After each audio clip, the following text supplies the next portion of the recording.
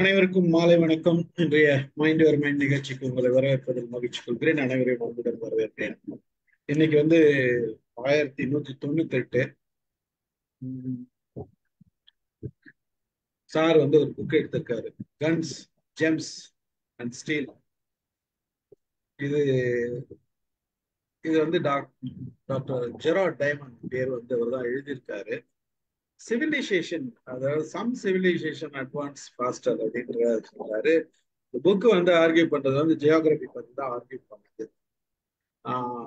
ஒரு 2 லைன் தான் நான் பார்த்தேன். இது நேம் பார்க்கும் போதே அதுதான் தெரியுது. ஒரு 13,000 இயர்ஸ்க்கு அப்புறம் அந்த ஹிஸ்டரி சொல்றதுன்னா அப்ப அப்படிதான் இருக்கணும்ன்றது அந்த ஒரு பார்வை தான் தோணுச்சு. பார்க்கலாம் என்ன சொல்றாரு சார் அப்படின்றது, என்ன இந்த புக்கு சொல்லுது.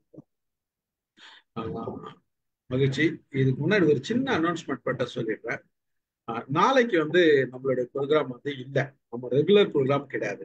ஏன்னா நான் இதுல போட்டிருக்கேன், இதுல அவங்க டாக்டர் ஒலிவண்ணன் ரிக்வெஸ்ட் பண்ணாரு, நாளைக்கு நம்ம சுபாஷினி பேசுறாங்க, அதனால நீங்க மைண்ட் யுவர் மைண்ட் டீம் வர முடியுமா அப்படின்னு கேட்டாரு.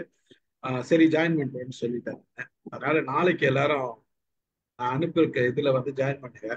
ஜாயின் பண்றதுக்கு முன்னாடி நம்ம பேரு எல்லாம் இதுல வருது இல்லையா, இதுக்கு முன்னாடி எம்ஐஎம்னு போட்டீங்கன்னா நல்லா இருக்கும். அந்த ரைட் கிளிக் பண்ணீங்கன்னா ரீநேம் வரும். அந்த ரீநேம்ல போயிட்டு நம்ம பேருக்கு முன்னாடி எம்ஐஎம் போட்டோம்னா அந்த ஐடென்டிட்டி தெரியும் அப்படின்றது தான். ஸோ ஒரு ரிக்வெஸ்ட், எல்லாரும் வாங்க, நாளைக்கு வந்தா நம்ம டீமும் போயிட்டு பார்க்கலாம். ஒரு நல்ல புத்தகத்தை ரிவ்யூ பண்றாங்க, பார்த்துட்டு நம்மளோட சப்போர்ட் நம்மளோட பார்வைகளை ஒரு பேர் சொல்லிட்டு வரலாம். முதல் முறையா இன்னொரு ஆன்லைன் தளத்தோட சேர்ந்து நம்ம ஒரு மீட்டிங் நாளைக்கு. ஸோ எல்லாரும் வாங்க, இது என்னோட ரிக்வெஸ்ட். தொடர்ந்து பார்ப்போம். நீங்க ஆரம்பிக்கலாம் சார். எலெக்ஷன்ல நிக்கிறீங்களோ இன்னும் தெரியாது, புதுசா ஒரு கூட்டணி, ரைட், ஓட்டு போடுறோம், வாங்க போடுவோம். அதாவது கூட்டணி எப்படி சேருதுன்றத பொறுத்து தான் இருக்கு. வந்திருக்கும் எல்லோருக்கும் வணக்கம், வாழ்த்து, வரவேற்பு, பாராட்டு, நன்றி. தலைப்பு கன்ஸ் ஜெம்ஸ் அண்ட் ஸ்டீல். கன்னுன்னா இந்த ரிவால்வரு, துப்பாக்கி. ஜெம்ஸ்னா கிருமி, வைரஸ். ஸ்டீலுங்கிறது இந்த அயனு, ஸ்டீலு, அதோட சேர்ந்த இரும்போடு சேர்ந்த ஒரு செய்தி. வீட்டில் எவர் சில்வஸ்டா அப்படின்னு வச்சிருப்போம், ஸ்டீல்னு சொல்லுவோம். கத்தி, ஸ்டீல் கத்தின்னு சொல்லுவோம், ஸ்டீல்ல ஆர்ம்ஸ் அப்படின்னு சொல்லுவோம். அந்த மாதிரி அது இந்த மூணுத்தை பற்றியும் அவர் சொல்றாரு. கூடவே 13,000 ஆண்டுகள் வரலாறுன்னு சொல்றாரு. Short history of everybody over period of 13,000 years. 13,000 காலம். அந்த 13,000 வருஷத்துல உலகம் அல்லது சமுதாயம் அல்லது இந்த கம்யூனிட்டி இல்லை சிவிலைசேஷன் இல்லைன்னா நம்ம சேர்ந்து வாழ்தல், கூடி வாழ்தல் அப்படிங்கிறது எப்படி வந்தது, இந்த குழுவாக எப்படி இருந்தோம், ஒரிஜினலா நாம எப்படி இருந்தோம், அதுக்கப்புறம் எப்படி இருந்தோம். நிறைய இந்த சேப்பியன்ஸ் ஆரம்பிச்சு இந்த புத்தகங்கள் எல்லாமே நான் கவர் பண்ணியிருக்கிறேன். அதுலேயும் ஹோமோடியஸ்லேயும் நிறைய யுவல் நோவா ஹராரி பேசியிருப்பாரு.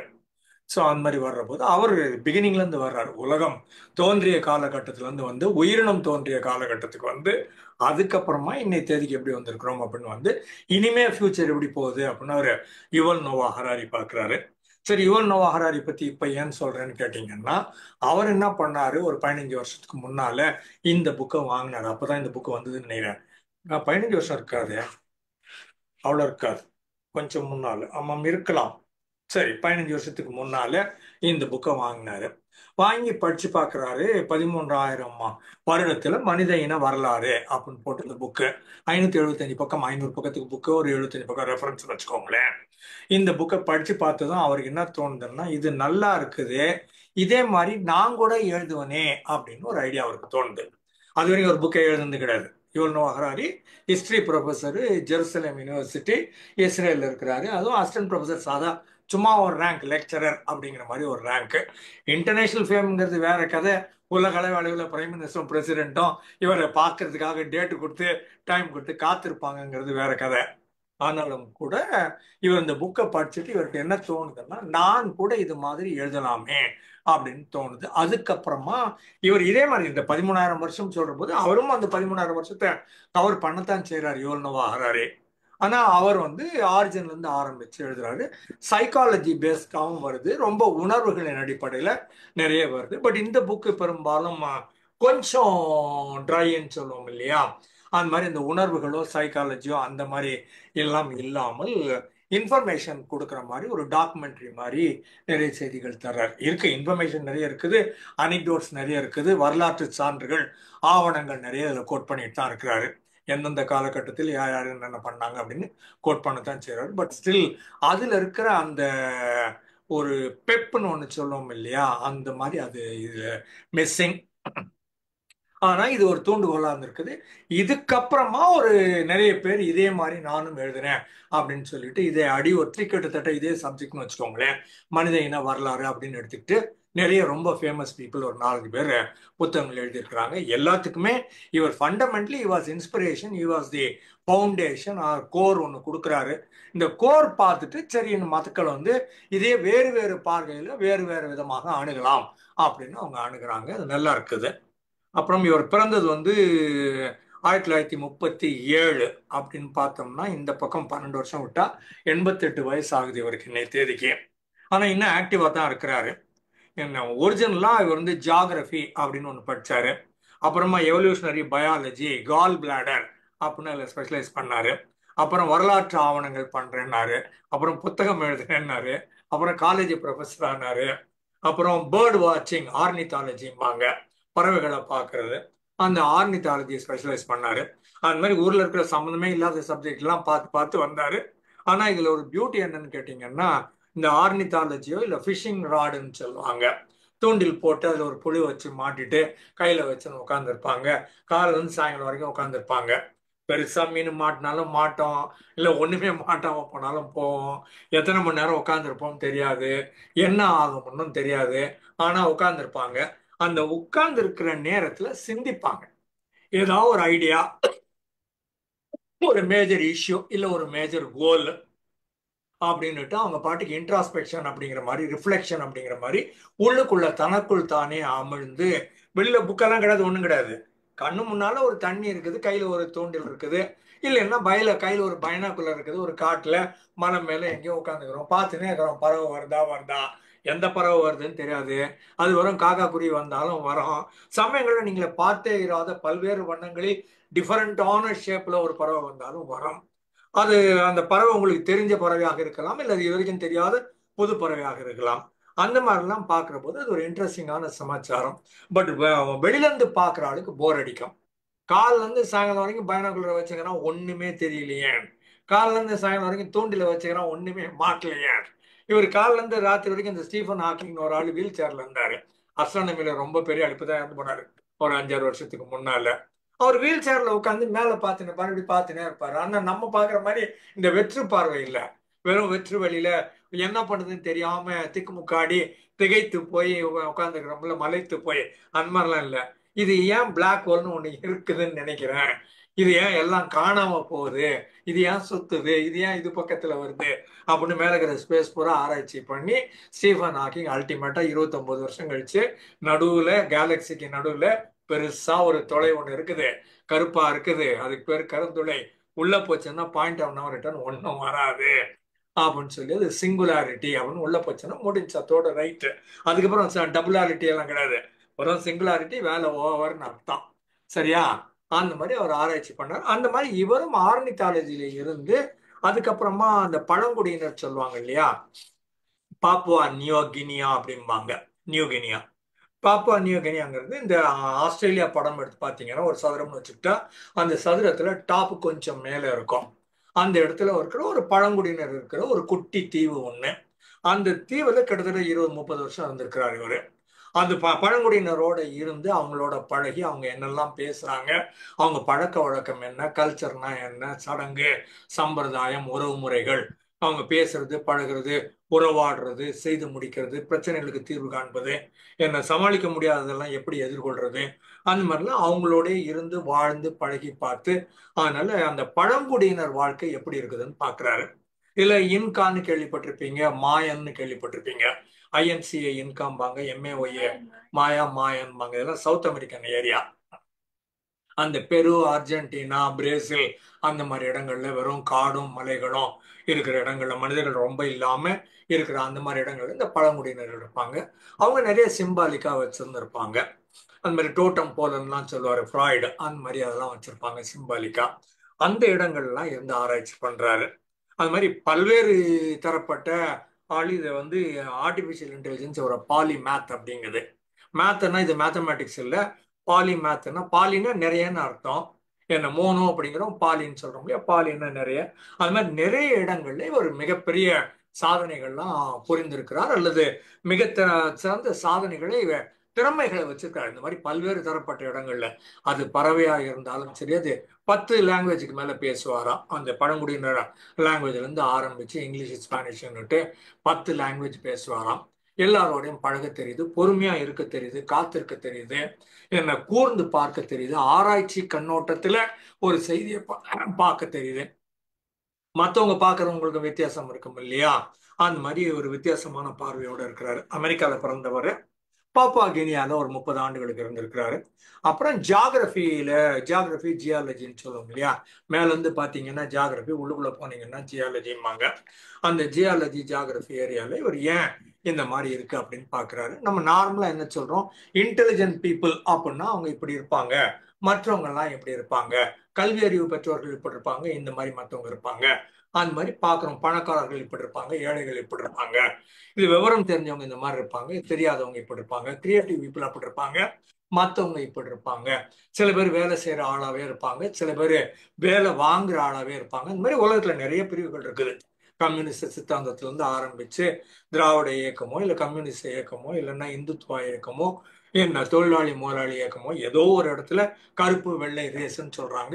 எங்கேயோ சில வேறுபாடுகள் இருக்குது, அதுக்கு சில காரணங்கள் இருக்குது அப்படிங்கிற மாதிரி உலகம் பூரா பேசிட்டு இருக்கிறாங்க. இவர் புதுசா என்ன சொல்றாருன்னா, தனிப்பட்ட முறையில எந்த மனிதனுக்கும் எக்ஸ்ட்ரா கித்தாப்பு ஒரு ஒன்றும் கிடையாது. பிகினிங்ல இருந்து ஆரம்பிச்சு உலகம் பூரா எல்லாம் ஒரே மாதிரி தான் இருந்தானுங்க. 13,000 வருஷத்துக்கு முன்னால எல்லா மனுஷனும் ஒரே மாதிரி தான் இருந்தான். 13,000 வருஷத்துக்கு அப்புறம் தான் கொஞ்சம் போல சில மாறுதல்கள் வர ஆரம்பித்தது. அதன் காரணம் ஏன் காரணம் அப்படின்னு தேடுறாரு. அந்த மாதிரி தேடுற போது அவருக்கு அந்த கன்னு ரிவால்வர்னு ஒன்று கிடைக்குது, துப்பாக்கி.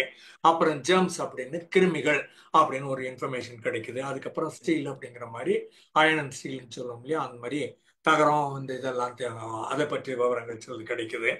இதையும் தாண்டி லேண்டுன்னு சொல்றோம், நிலம் அப்படின்னு சொல்றோம். அந்த நிலம் எப்படின்னு, நிலத்தை நம்ம எப்படி பார்க்கலாம், இப்ப இந்தியான்னு அப்படி போட்டோம்னா பெரும்பாலும் மேல இருந்து ஆரம்பிச்சு கீழே வி மாதிரி போய் அப்படி சைட்ல போய் அப்படி மேல திரும்பவும் இன்னொரு கவுத்து போட்ட வி மாதிரி இருக்குது. ஸோ இதை வந்து மேலேருந்து நார்த்து கீழே சவுத்துன்னு சொல்றோம். கொஞ்சம் போல ஈஸ்ட் வெஸ்ட் அப்படின்னு கணக்கு வச்சிருக்கிறோம், சரியா. ஆனா இப்ப அமெரிக்கா அப்படின்னு எடுத்தீங்கன்னா அது நார்த் அமெரிக்காவோ சவுத் அமெரிக்காவோ மேலேருந்து ஆரம்பிச்சு இப்படி ஆங்கிள் இப்படி கீழே இறங்கும். அதுக்கப்புறம் இஸ்துமஸ்னு ஒரு 7 நாடு இருக்கும், அப்புறம் திரும்ப கீழே இப்படி இறங்கும். ஸோ இந்த இடத்துல இருந்து இப்படி பாத்தீங்கன்னா அது கிட்டத்தட்ட நார்த் அமெரிக்கா டிப் இங்க இருக்கும், சவுத் அமெரிக்கா டிப் இங்க இருக்கும். அது ஒரு ஆங்கிள் 45 டிகிரி ஆங்கிள் மாதிரி போய்கிட்டு இருக்கும். அதுல இவர் என்ன சொல்றாரு, நார்த் சவுத் ஆக்சிஸ் அப்படின்னு ஒண்ணு இருக்குதுன்னு சொல்றாரு. அப்புறம் ஈஸ்ட் வெஸ்ட் ஈஸ்ட் அப்படின்னு ஒரு ஆக்சிஸ் ஒண்ணு இருக்குது அப்படின்னு சொல்றாரு. அப்போ பூமத்திய ரேகை அப்போ நடுவில் ஒண்ணு சொல்றோம். அந்த பூமத்திய ரேகைன்னா நடுவுல இருக்குது பூமி, பூமிக்கு நடுவில் இருக்குது, அதனால பூமத்திய ரேகை அப்படின்னு அதுக்கு பேரு. அப்ப அந்த இடத்துல இருந்து பாத்தீங்கன்னா அந்த இடத்துல வெப்பம் அதிகமா இருக்கும். இப்படி போக போக குறைஞ்சிக்கிட்டே போகும் மேல, இப்படி போக போக கீழே போனீங்கன்னா குறைஞ்சிக்கிட்டே வரும். அப்போ பூமத்திய ரேகையில இருக்கிறவங்க ஒரு மாதிரி இருப்பாங்க, கீழே இருக்கிறவங்க வேற மாதிரி இருப்பாங்க, மேல இருக்கிறவங்க வேற மாதிரி இருப்பாங்க அப்படின்னு ஒண்ணு பாக்குறோம். ஆனா இது பூமத்திய ரேகையை ஒட்டியே இப்படி இருக்குது, இல்லைன்னா எல்லாமும் அந்த மேலேயே அந்த பார்டர்ல ஒரு 20 டிகிரி மேலன்னா எல்லாமும் 20ல இருக்குது, ஈஸ்ட் வெஸ்ட்ல போகுது, இல்லைன்னா கீழே ஈஸ்ட் வெஸ்ட்ல போகுது அப்படின்னோம்னா இது கிட்டத்தட்ட ஒரே மாதிரி இருக்கும். ஏன்னா ஒரே தட்பவெப்ப நிலை. பூமத்திய ரேகைக்கு மேல போனீங்கன்னா வேற மாதிரி இருக்கும், கீழே போனா வேற மாதிரி இருக்கும். ஆனா இது லெப்ட் ரைட் ஈஸ்ட் வெஸ்ட் ஆக்சிஸ்ல பாத்தீங்கன்னா உங்களுடைய சீதோஷ்ண நிலை இல்ல தட்பவெப்ப நிலை, இல்லைன்னா அந்த குளிரோ இந்த மழையோ அந்த பனியோ அந்த வெயிலோ அந்த வெப்பமோ சூடோ எல்லாமும் கிட்டத்தட்ட ஒரே மாதிரி பெல்ட் இருக்கும். அப்ப இவர் என்ன சொல்றாரு, பல நேரங்களில் ஈஸ்ட் வெஸ்டா பாக்குற போது ஒரு நாடு ஈஸ்ட் வெஸ்ட் நிறைய இருந்ததுன்னா அந்த நாடு வேகமாக வளரக்கூடும். ஏன்னா ஒரே மாதிரி சூழலை அவங்க சந்திக்கிறாங்க, ஒரே மாதிரி மிருகங்கள், ஒரே மாதிரி பறவைகள், ஒரே மாதிரி மீன்கள், ஒரே மாதிரி மனிதர்கள், ஒரே மாதிரி அக்ரிகல்ச்சர், மரம் செடி கொடிகள் எல்லாமும் ஒரே மாதிரி இருக்கும் அப்படின்னு சொல்றாரு. நீங்க மேல போனீங்கன்னா வேற மாதிரி இருக்கும், இங்க இருந்தீங்கன்னா வேற மாதிரி இருக்கும், இங்க இருந்தா வேற மாதிரி இருக்கும், கீழே இறங்கினா வேற மாதிரி இருக்கும். நார்த் சவுத் ஆக்சிஸ்ல பெரும்பாலும் மக்கள் வேறுபடுவார்கள். வேறுபடுகிற மனிதர்கள் ஒன்னா சேரவோ, ஒன்னா பயிர் பண்ணவோ, ஒன்னா வேட்டையாடவோ, ஒன்னா குடும்பம் நடத்தவோ கொஞ்சம் கஷ்டம் அப்படின்னு சொல்லிட்டு வர்றாரு. இவர் கொடுக்குற சயின்டிபிக் ஆன்சர்ஸ் இருக்குது. பட் படிச்சு பாருங்க, இந்த செய்திகளை வாங்கி கொள்ளுங்கள், உள்வாங்கிக் கொள்ளுங்கள். நார்மலா நம்ம நாடுனா ஒரு சதுரம் அப்படின்ற மாதிரி ஒண்ணு வச்சிருக்கிறோம்.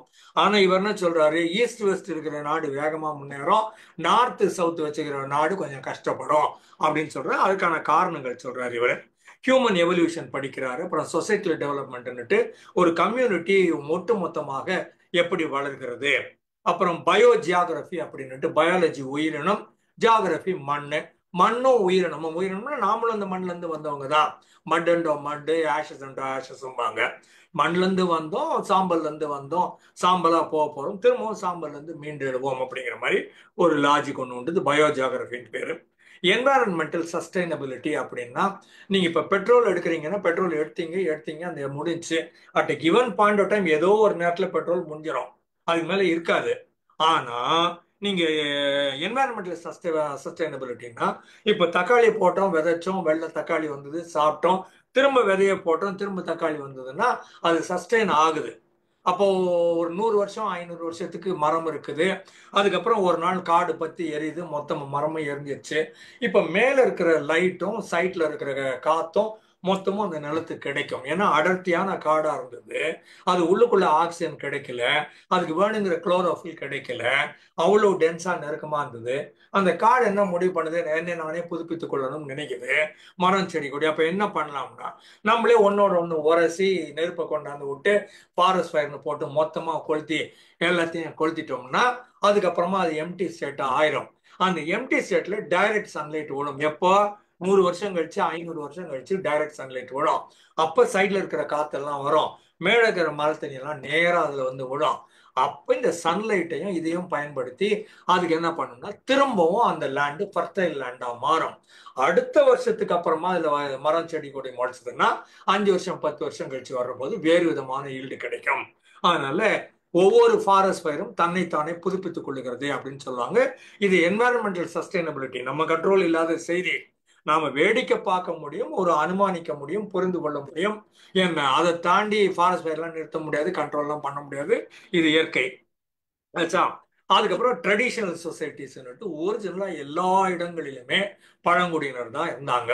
ஆனா இப்ப நம்ம சமுதாயத்துல என்ன பண்றோம்னா, எஸ்சியை வேற மாதிரி பாக்குறோம், எஸ்டி ஷெட்யூல்டு ட்ரைப்னா நாம அவங்களை வேற மாதிரி பாக்குறோம், தள்ளி வைக்கிறோம், அவங்களை சேர்த்துக்க மாட்டேங்கிறோம், அவங்களுக்கு கல்வி அறிவு இல்லை, அவங்களுக்கு நாம நினைக்கிற பண்பாடு அவங்க கையில இல்லை. அப்படி நம்ம பண்பாடுலாம் ஒண்ணும் புண்ணா கிடையாது, ஒஸ்தியெல்லாம் கிடையாது. நாம பாக்குற பண்பாடு அவங்க கையில இல்ல அப்படின்னு நாம நினைக்கிறோம், எஸ்டின்னா.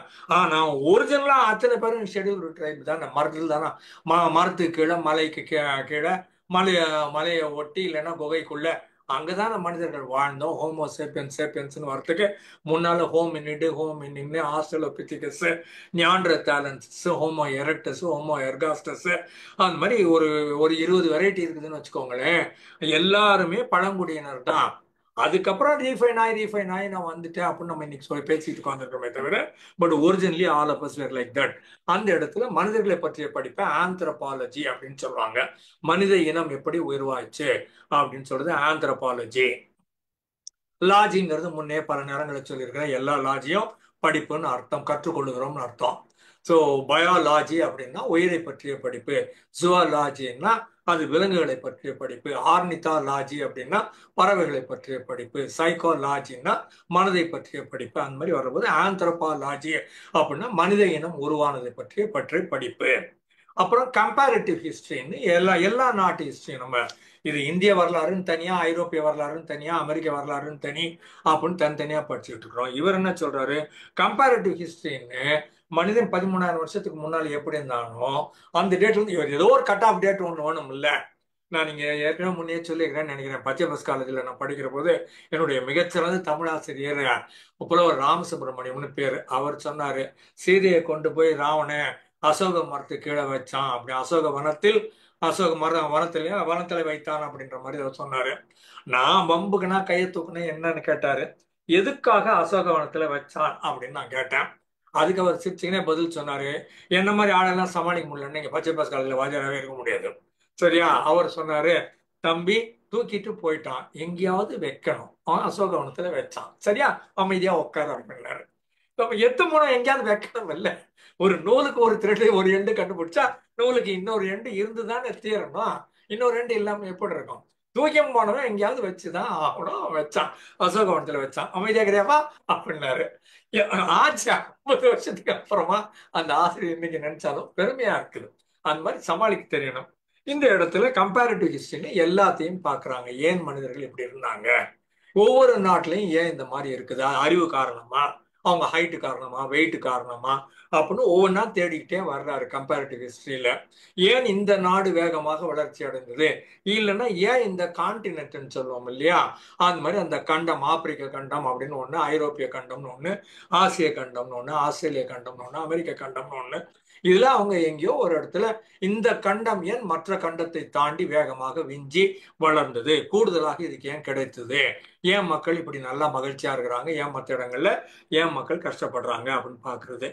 அப்புறம் இந்த பேர்ட் ஸ்டடி, ஆர்னித்தாலஜி, இது இந்த மாதிரி அவர் ஊர்ல இருக்கிற எல்லா டாபிக்கும் படிச்சு அவர் எங்கேயோ ஒரு இது பழங்குடியினரோட சேர்ந்து 30 வருஷம் இருந்து ஒரு 10 லாங்குவேஜை கத்துக்கிட்டு எல்லாத்த பத்தியும் படிச்சு ஒரு ஜியாகிரபில இருந்து ஆன்சர் கிடைக்குது அப்படிங்கிறாரு. இதுல ரேஸ் கிடையாது, இந்த கலர் கிடையாது, பிளாக் ஒயிட்னு சொல்ல முடியாது, ஏழை பணக்காரன் சொல்ல முடியாது, முதலாளி தொழிலாளின்னு சொல்ல முடியாது, இந்த ஜாதி அந்த ஜாதின்னு சொல்ல முடியாது, இந்த வர்ணம் அந்த வர்ணம் அப்படின்னு சொல்ல முடியாது. அந்த மாதிரி எல்லாத்தையும் போட்டு உடைச்சிட்டு எல்லாத்துக்கும் ஜியாகிரபி தான் அடிப்படையில காரணம், நிலம்தான் காரணம் அப்படின்னு அவர் சொல்றாரு. அதுக்கான எடுத்துக்காட்டுகள் நிறைய தர்றாரு. எழுதிய சில புத்தகங்கள்ல ஒண்ணு இது கன்ஸ் ஜெர்ம்ஸ் அண்ட் ஸ்டீல் 1997 எழுதுனது. இது புலிட்சர் பிரைஸ் வாங்கின புத்தகம். இது நோபல் அவார்டுன்னு ஒன்று சொல்றோம் இல்லையா, அது மாதிரி புத்தகங்கள், நல்ல புத்தகங்கள் எழுதுனீங்கன்னா அதுக்கு புலிட்சர் அவார்டு கொடுப்பாங்க. 1997 எழுதப்பட்ட இந்த புத்தகத்துக்கு புலிட்சர் பரிசு கிடைத்திருக்கிறது. அப்புறம் கொலாப்ஸ் அப்படின்னா மொத்தமா கோவிந்தா ஆயிருதுன்னு வச்சுக்கோங்களேன். ஒரு பில்டிங்கு கொலாப்ஸ் ஆயிடுச்சுன்னு சொல்லுவோம்ல, மேல இருந்து கீழே வரைக்கும் தரைமட்டமாகி விழுந்ததுல, அது மாதிரி collapse. How societies choose to fail or succeed. இது கம்பல்ஷன் கிடையாது, ஃபெயில் ஆகுறதும் சக்சீடும் என் கண்ணோட்டத்தில் இல்லைங்க, என் கையில இல்லைங்க, அது எங்கேயோ விதியாகப்பட்டது வெளியாது, அது யாரும் வெல்ல, அந்த டயலாக் எல்லாம் கிடையாது. Societies choose to fail, societies choose to succeed also. ஒட்டு மொத்தமா ஒரு சமுதாயம் வெற்றி பெறுதுன்னு முடிவு பண்ணிடுச்சுன்னா அது வின் பண்ணிடும். நாங்க உதவாங்கிறதுன்னு முடிவு பண்ணிச்சுன்னா அதுவே போய் பழத்துல விழுந்து அது தற்கொலை பண்ணிக்கும். அப்புறம் வேர்ல்டு அன்டில் எஸ்டர்டே, நேற்று வரையில் உலகம், 2012 எழுதுறாரு, 13 வருஷத்துக்கு முன்னால. நேற்று வரையில் இந்த உலகம் எப்படி இருந்தது அப்படின்னு இன்னொன்னு எழுதுறாரு. அப்புறம் அப்ஹீவல் அப்படின்னா ஒரு மிகப்பெரிய போராட்டம் சொல்லுவோம் இல்லையா, அது ஒரு பெரிய எழுச்சின்னு சொல்லுவாங்க. திடீர்னு பார்த்தா மொத்த மக்களுக்கு கோபம் வந்துருது அப்படின்னுட்டு, அதை அப்ஹீவல்பாங்க. Upheaval turning point for nations in crisis.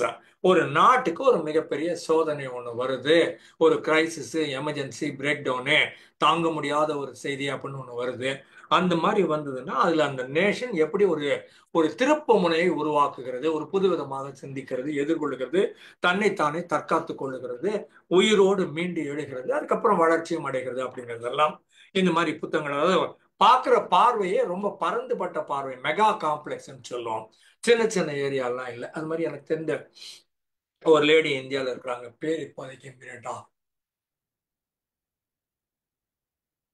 Rama பீஜாப்பூர்கர் அப்படின்னு பேரு. ரமா RAMA, பீஜப்பூர்ல பிறந்தவங்கள பீஜப்பூர்கர் இருப்பாங்க. ரமா பீஜப்பூர்கர்னு ஒரு லேடி. ஒரு 20-30 வருஷமா அவங்களை எனக்கு தெரியும்னு வச்சுக்கோங்களேன். எனக்கு தெரியும், அவங்களுக்கு எனக்கு தெரியாது. அவங்க பத்தி படிச்சோம்னா அது இந்த சின்ன சின்ன ஏரியா, ஒரு ஆபீஸ், ஒரு கம்பெனி, இதை ஓட்டுறது எப்படிலாம் அவங்களுக்கு கிடையாது. பெருசா ஒன்று கொடுக்கணும், இது தமிழ்நாடு முழுக்க எடுத்துக்கமா, இதை என்ன பண்ணலாம் அப்படின்னு கேட்டீங்கன்னா அவங்க தெளிவா ஒரு ப்ளூ பிரிண்ட் போட்டு கொடுப்பாங்க. இது அடுத்த 10 வருஷத்துல இந்தியாவை எங்க கொண்டு போனான்னு கேட்டீங்கன்னா அருமையா ஒரு ஐடியா கொடுப்பாங்க. மெகா காம்ப்ளெக்ஸ் தான் அவங்களுக்கு திங்க் பண்ண தெரியும். டே டு டே அஃபேர்ஸ், இந்த இட்லி தோசை இந்த மாதிரி ஏரியாலாம் அவங்களுக்கு தெரியாது. சின்ன சின்ன கம்பெனிலாம் அவங்களுக்கு தெரியாது. பார்த்தாலே பெரிய கேன்வஸ் ஒன்று எடுத்துக்குவாங்க. அந்த கேன்வஸ் ஒட்டு மொத்தமா ஒரு ஒரு கம்பெனி அப்படிங்கிற மாதிரி இல்லாம குரூப் ஆஃப் கம்பெனிஸ்னு ஒரு 20 கம்பெனி அப்படி பெருசா ஒன்று கொடுத்தீங்கன்னா, ஒரு 50 கம்பெனி சேர்த்து கொடுத்தீங்கன்னா அவங்க மொத்தமா ப்ளூ பிரிண்ட் பாட்டு 50 கம்பெனி மாத்துறது அப்படின்னு சொல்லுவாங்க. எனக்கு பிடித்த லேடி, அதனால கோட் பண்றேன். இது இந்த புத்தகத்தோடு சேராத செய்தி, தெரிந்து கொள்வதற்காக. ரமா பீஜாப்பூர்கர்னு பாத்தீங்கன்னா மெகா, அந்த மாதிரி இவரும் மெகா ஏரியா பார்க்க பெருசாவே பார்த்து பழகினவங்க. இவங்களுக்கு சின்ன சின்ன ப்ராப்ளம் எல்லாம் தெரியாது. இதே மாதிரி இன்னொரு ஆள் நம்ம ஒரிசால இருந்தாரு, நான் பிஜு பட்நாயக்கன் பேர் அவருக்கு. கிரைசிஸ் மேனேஜர், மேஜரா பெரிய ப்ராப்ளம், இந்தியாவே கோவிந்தா அப்படிங்கிற மாதிரி இருந்தது அப்படின்னா இந்திரா காந்தி மாதிரி ஆளுங்க சார் ஒரு ஃப்ளைட்டு பிடிச்சி வா அப்படிம்பாங்க. நம்ம ஆளு போய் உட்காருவாரு. என்ன ப்ராப்ளம் அப்படின்னு கேட்பாரு. அது முக்கியமான ஒரு 5 பேர் 10 பேர் உட்காந்து ப்ராப்ளம் எல்லாம் சொல்லுவாங்க. எல்லாத்தையும் பொறுமையா கேட்டா சமாளிச்சிடலாம் சார், தான் ஒன்றும் கவலைப்படாதீங்க. ரொம்ப பொறுமையா, எதுக்கும் கவலைப்படாம, கொஞ்சம் கூட அசராம. ஏன்னா அவர் வந்து எமர்ஜென்சி மேனேஜர்னு பேரு, கிரைசிஸ் மேனேஜர்னு பேரு. ஒன்னுத்துக்கும் கவலைப்பட மாட்டாரு. அப்ப சரி நம்ம என்ன பண்ணலாம்னா அப்படின்னு ஒரு 10 நிமிஷம் கழிச்சு வரிசையா ஒரு 10 ஐடியா கொடுப்பாரு. எல்லாம் ஒன்னொன்னா பண்ணுங்க சரியா பண்ணுன்னு சொல்லிட்டு அடுத்த பிளேட் முடிச்சு போடுவாரு. இந்த man could handle so much of crisis. But joke என்ன சொல்லுவாங்கன்னா, பிஜு பட்நாயக்கு நார்மலா விளைச்சல் வருதுங்க, நார்மலா மழை பெய்யுது, வெயில் அடிக்குது, நார்மலா மக்கள் ஆபீஸுக்கு போறாங்கன்னா பிஜு பட்நாயக்கு வேலையே இல்லைன்னு சொல்லுவாங்க. ஒரு கிரைசிஸை கொண்டாந்து விட்டீங்கன்னா இந்த ஆள் பிரமாதமா அட்டகாசமா வேலை செய்வாரு. நார்மலா ஆபீஸ் ஓடிச்சுன்னா இவருக்கு என்ன பண்ணுறது தெரியாது அப்படின்னு ஒரு கிண்டல் பண்ணுவாங்க. ஒரு பெரிய ஆள் பிஜு பட்நாயக். இப்ப இதுக்கு முன்னால் இந்த நவீன் பட்நாயக்கோட அப்பா அவர். ஒரு காலத்து ஒரிசா பிரமாதமா இருந்ததுங்கிறது தனி கதை. நந்தினி சத்பதி மாதிரி, பிஜு பட்நாயக் மாதிரி ரொம்ப ரொம்ப பெரிய ஆளுகள்லாம் இருந்தாங்க. சரியா? அப்புறம் நிறைய அவார்ட்ஸ் வாங்கியிருக்கிறார். Pulitzer prize, national medical medal of சயின்ஸ்னு ஒன்று, Tyler prize of environmental achievement ஒன்று, மெக்கார்த்தர் ஃபெலோஷிப் ஜீனியஸ் கிராண்ட்னு ஒன்று, அப்புறம் யூஎஸ் நேஷனல் அகாடமி ஆஃப் சயின்சஸ்ல மெம்பர், அமெரிக்கன் பிலோசாபிக்கல் சொசைட்டில மெம்பர். 30 வருஷமாக பாப்புவா நியூ கினியால ஆராய்ச்சிகள் பண்ணியிருக்கிறாரு.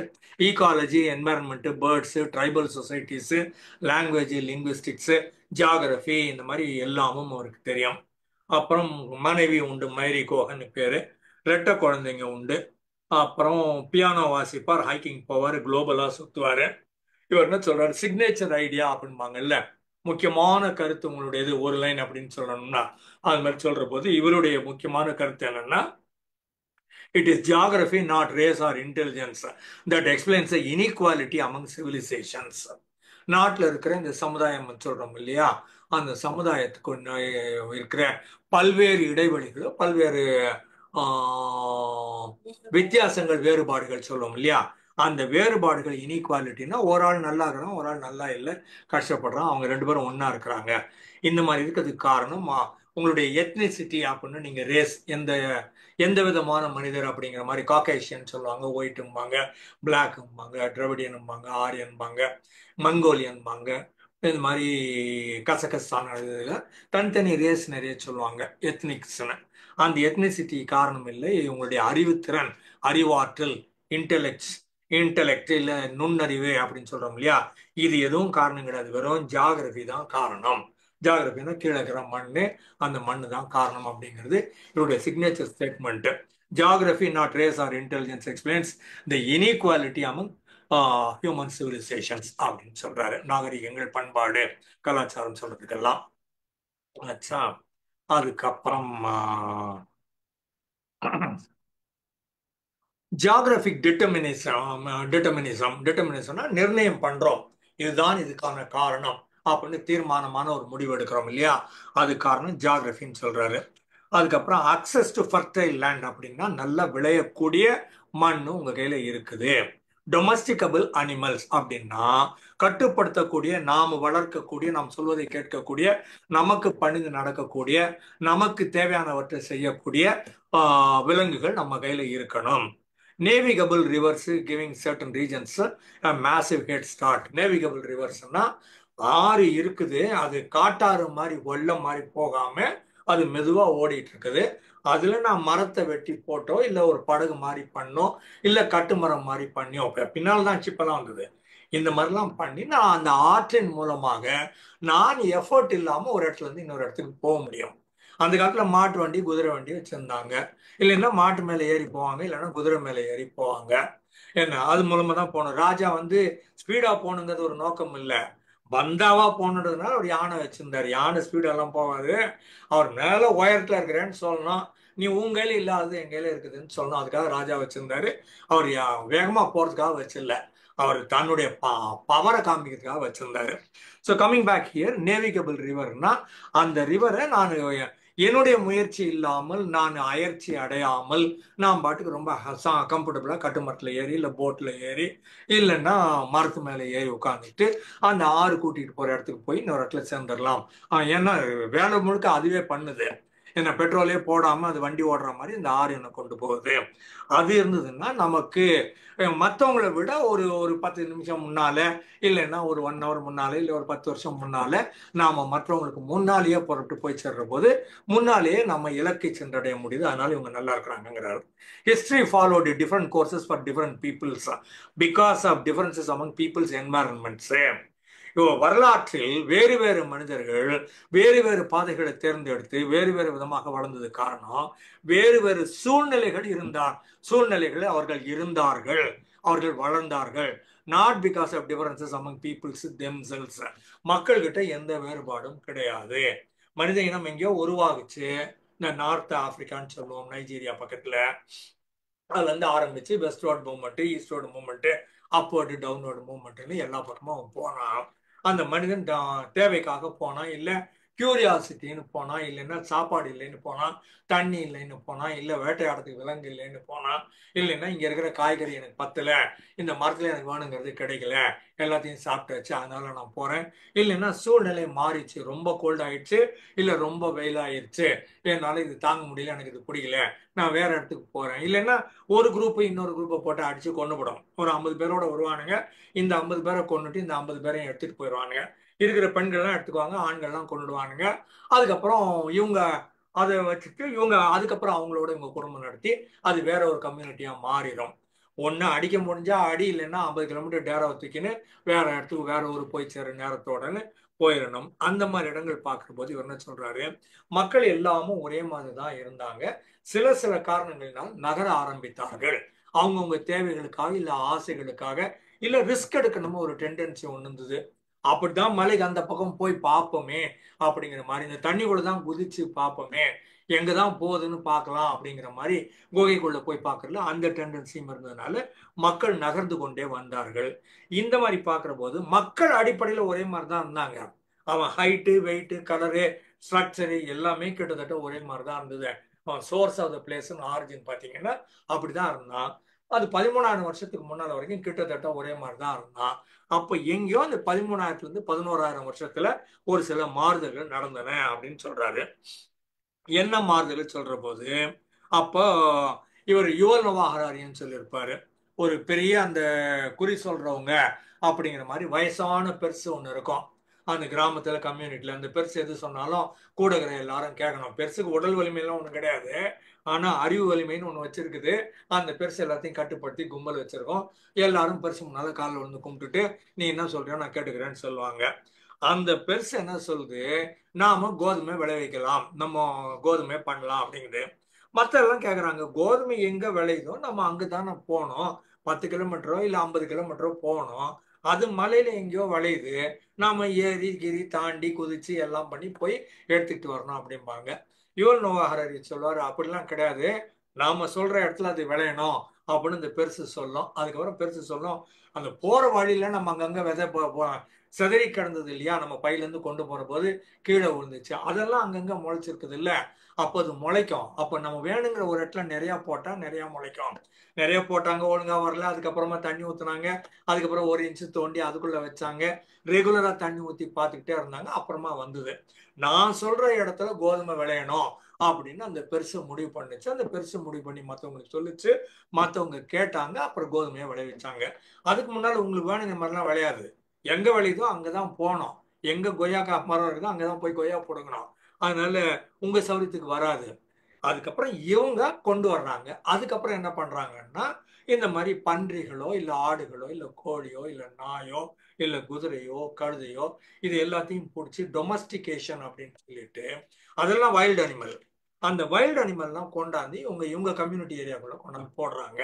நான் சொல்ற பேச நீங்க கேட்கணும்ன்றாங்க. அது கேட்கலன்னா அதை முட்டி முட்டி தட்டுறாங்க, பெரம்பு வச்சு அடிக்கிறாங்க, சவுக்கு வச்சு அடிக்கிறாங்க, அதை கட்டி போடுறாங்க, மரத்துல கட்டி போட்டு சாப்பாடு போடாம அது வேணுங்கிறது பண்ணதான் கொடுப்பேன் அப்படிங்கிற மாதிரி அதுக்கு புரிய வச்சு அது புரிஞ்சுக்குது, இந்த மனுஷன் என்ன சொல்றானோ அதை கேட்கலாம், அவனை மனுஷனுக்கு வாலாட்டினா மனுஷனுக்கு வேணுங்கிற வேலையெல்லாம் செஞ்சா மனுஷன் ஆட்டோமேட்டிக்கா எனக்கு வேணுங்கிறதெல்லாம் கொடுத்துருவான், அது கொள்ளோ புண்ணாக்கோ எள்ளோ ஏதோ எனக்கு வேணும், அவனை சாட்டிஸ்ஃபை பண்றது எப்படின்னு விலங்கு புரிஞ்சுக்க ஆரம்பிக்குது. ஸோ ஒருத்தருக்கு ஒருத்தர் ஒரு அண்டர்ஸ்டாண்டிங் வர்றதுக்காக டொமஸ்டிகேஷன் சொல்லுவாங்க. அதே மாதிரி இந்த பிளான்ட்டும் பார்த்தீங்கன்னா எல்லாத்துலேயும் கொஞ்சம் விஷச்சத்தும் சமயங்களில் கூட சேர்ந்து இருக்கும். அந்த விஷச்சத்தை சாப்பிட்டு இவங்க செத்து போயும் இருக்கிறானுங்க. அதுக்கப்புறமா அதுல இருக்கிற விஷச்சத்தை பிரிச்சு எடுத்து விஷச்சத்தை இல்லாத மாதிரி விதைகளை சாப்பிட்டு அது பழத்தை சாப்பிட்டு அந்த காயை சாப்பிட்டு உயிர் வாழ்றது எப்படி அப்படின்னு ஆராய்ச்சி பண்ணிக்கிறான். இதெல்லாம் ஒரு நாள் 2 நாள் கிடையாது. 10,000 1,00,000 வருஷத்துல மனிதன் எது எதெல்லாமோ சாப்பிட முடியுமோ சாப்பிட்டு இவன் வேணுங்கிற மாதிரி இதை டொமஸ்டிகேட் பண்ணியிருக்கிறான். இந்த பிளான்ட்டை டொமஸ்டிகேட் பண்றதுன்னு ஒரு ஏரியா இருக்குது. நம்ம பல நேரங்களில் டொமஸ்டிகேஷன் சொன்னோம்னா பணிய வைக்கிறது, அது பெரும்பாலும் ஆடு மாடு கழுத குதிரை தான் அப்படின்னு நினைச்சுக்கிறோம். இல்ல, இது பிளான்டேஷனையும் இந்த மரம் செடி கொடிகளையும் நாம வேணுங்கிற மாதிரி நமக்கு பணிய வச்சு நமக்கு வேணுங்கிறத கொடுக்குற மாதிரி நம்மளால பண்ண முடியுது அப்படிங்கிறது டொமஸ்டிகேஷன் ஆஃப் பிளான்ட்ஸ் அப்படின்னு ஒண்ணு, டொமஸ்டிகேஷன் ஆஃப் அனிமல்ஸ்ன்னு ஒண்ணு. அவங்க கூடவே இருந்தாங்க, அவங்களையும் வளர்த்தாங்க, அவங்கள சொல் பேச்சு கேட்டாங்க. Again coming back to Yuval Noah Harari, ஒரு 100 ஆடை ஒரு பட்டியல போட்டு வச்சிருவாங்க. அந்த 100ல ஒரு 4 ரவுடி இருக்கும் என்ன மாதிரி. அது வந்து யார கேட்டா என்ன உள்ள போட்ட நான்லாம் இருக்க முடியாது, 96 கம்முன்னு தான் இருக்குது அது கிடக்குது, நாங்க அப்படிலாம் இருக்க மாட்டோம், எகிரி எகிரி குதிப்போம், யார் மேலேயாவது ஏறி நிற்போம், ஜம்ப் பண்ணி வெளில போயிடுவோம் அப்படின்னு சண்டை போடுற போது இவன் பார்த்துருவானுங்க அந்த 4 ஆடு தான் கலாட்டா பண்ணுதுன்னுட்டு. அப்புறம் மறுநாள் பிரியாணி என்ன பண்ணலான்னா, எது ஜாஸ்தி கலாட்டா பண்ணுச்சோ அதை பிடிச்சி வந்து பிரியாணி போட்டுறாரு. அப்புறம் 1 2 3 4 5 ஒரு 50 குறைக்கிற போது மிச்சம் இருக்கிற 50க்கு புரிஞ்சிடும், நம்மளையும் பிரியாணி போட்டுருவோம், வானா கம்முன்னு இருப்போம் அப்படின்னு அடங்கிறோம். மிச்சம் இந்த அடங்குனது இருக்குது இல்லையா, அது பிரீட் பண்ணி அடங்குனதாகவே ஒரு ஜென்ரேஷன் ஒன்று உருவாகும். அந்த ஜென்ரேஷன் தான் இப்ப கையில நாம வச்சுக்கிற ஆடு மாடு இதெல்லாம் கழுத குதிரை எல்லாமே அடங்குனது. அடங்காததெல்லாம் நம்ம போட்டோம்னு வச்சுக்கோங்களேன், எல்லாத்தையும் போட்டதுனால அந்த ஸ்பீசிஸே இல்லாம போயிடுச்சு, அந்த ஜெனட்டிக் மெட்டீரியலே இல்லாம போயிடுச்சு. அப்ப நமக்கு வேணுங்கிற மாதிரி மனிதர்கள் ஒருத்தரோட ஒருத்தர் இவங்க பாப்புலேஷன் உருவாக்குனாங்க, விலங்குகளையும் பாப்புலேஷன் உருவாக்குனாங்க, விதைகளை போட்டு நட்டு அக்ரிகல்ச்சர் அப்படின்னு ஒண்ணு கொண்டாந்தாங்க. அக்ரிகல்ச்சரும் கூடவே வந்தது, டொமஸ்டிகேட்டட் அனிமல்ஸும் கூடவே வந்தது. ரெண்டும் சேர்ந்து ஒன்னா வந்த போது அந்த ஃபர்டைல் ரேண்டும் அந்த ஒரே பேண்ட்ல அவங்க ஈஸ்ட் வெஸ்ட்ல இருந்ததும் அந்த மாதிரி கம்யூனிட்டி இருந்ததும் எல்லாம் ஒன்னா சேர்ற போது அது பக்கத்துல ரிவரும் கிடைக்குது. இப்போ எல்லோ ரிவரோ இல்லைன்னா அமேசான் ரிவரோ இல்லை யாங்ஸி ரிவரோ என்ன ஓல்கான்னு ஒன்றோ ஏதோ ஒன்று, ஒரு பெரிய ரிவர் அது பாட்டு கிலோமீட்டர் கணக்கு 100 500 1000 கிலோமீட்டர் கணக்குக்கு ஓடுதுன்னு வச்சுக்கோங்களேன். அந்த நேவிகபிள் ரிவரும்பாங்க, அதாவது நீங்கள் அதன் மூலமாக பயணப்பட முடியும், அதை பயணத்துக்கு பயன்படுத்தி கொள்ளுகிற அளவுல அந்த இடத்துல ஏதோ ஒரு டிசைன் உங்க கையில இருக்குது, அது அந்த ஆறு உங்களுக்கு இசைவும் தருகிறது அப்படின்னு நம்ம பார்க்குறோம் இல்லையா அந்த இடங்கள்ல. அப்புறம் இதன் மூலமாக இவங்க கொஞ்சம் கொஞ்சமா வளர ஆரம்பிக்கிறாங்க. எங்கெல்லாம் உங்களுக்கு இந்த ரிவர் கிடைக்கலையோ, எங்கெங்கெல்லாம் உங்களுக்கு வேணுங்கிற மாதிரி பிளான்டேஷன் கிடைக்கலையோ, மரம் செடி கொடி கிடைக்கலையோ, எங்கெங்கெல்லாம் உங்களால கட்டுப்படுத்த முடியாத விலங்குகள் மட்டும்தான் உங்களை சுத்தி இருக்குது, அது ஓனாயா இருக்கும், நிறையா இருக்கும், என்ன ஜீப்ரான்னு சொல்லுவோம்ல, வரி குதிரைன்னுட்டு ஒண்ணு, அதையும் இவங்க பழக்கப்படுத்தலாம்னு நீங்க பார்த்தானுங்க. கடைசிக்கு போட அவங்க ஒப்பந்தம்னா நான் ஒன்னி சொல்றதெல்லாம் கேட்கறது இல்ல, அடி நொறுக்கிடுவேன் அப்படின்னு தான் சொல்றதே தவிர பக்கத்துல ஆளை நெருங்க விட மாட்டேங்குது. எவ்வளவோ ட்ரை பண்ணி பார்த்துட்டு சரி ஜீப்ராவை விட்டு அது வைல்டு அனிமலாவே இருந்துகிட்டோம், ஆனா நம்ம ஆடை மாத்திக்கலாம், நம்ம மாடை மாத்திக்கலாம், நம்ம எருமாடோ பசுமாடோ மாத்திக்கலாம், அதுக்கப்புறம் குதிரையையும் கொஞ்சம் மாத்திக்கலாம், கழுதையும் கொஞ்சம் மாத்திக்கலாம் அப்படின்னு சொல்லி இதெல்லாம் மாத்தினாங்க. இது ஒரு இனம் ஜீப்ரா மட்டும் சட்டம் போடாங்க, கொக்கா நீயாவது கொக்காவதுன்னு சொல்லிட்டு போயிடுச்சு. அது அந்த மாதிரி மனிதன் எல்லாவற்றையும் கட்டுப்படுத்த பார்த்துருக்கிறான். இதுல பெரிய பெரிய விலங்குகளையும் கட்டுப்படுத்தலாம்னு பார்த்துக்கிறான், அடி வாங்கி தான் செத்துருக்கிறானே தவிர பெரிய விலங்குகள் கட்டுப்பாட்டுக்குள்ள வரல. இந்த யானை மட்டும் பாவம் சைவம்ன்றதுனால இது மாட்டிச்சு, அது வேற வழி இல்லாம யானையை கட்டுப்படுத்தி இன்னும் வச்சுக்கிறோம். கோயில்ல சிங்கிள் யானை வச்சுக்கிறாங்க, அதை வன்மையாக கண்டிக்கிறேன். எங்க வேணாலும் வச்சுக்கோ, யானையை ஜோடி ஜோடியா வை, ஆண் பெண் ஒன்னா தூக்கி வை.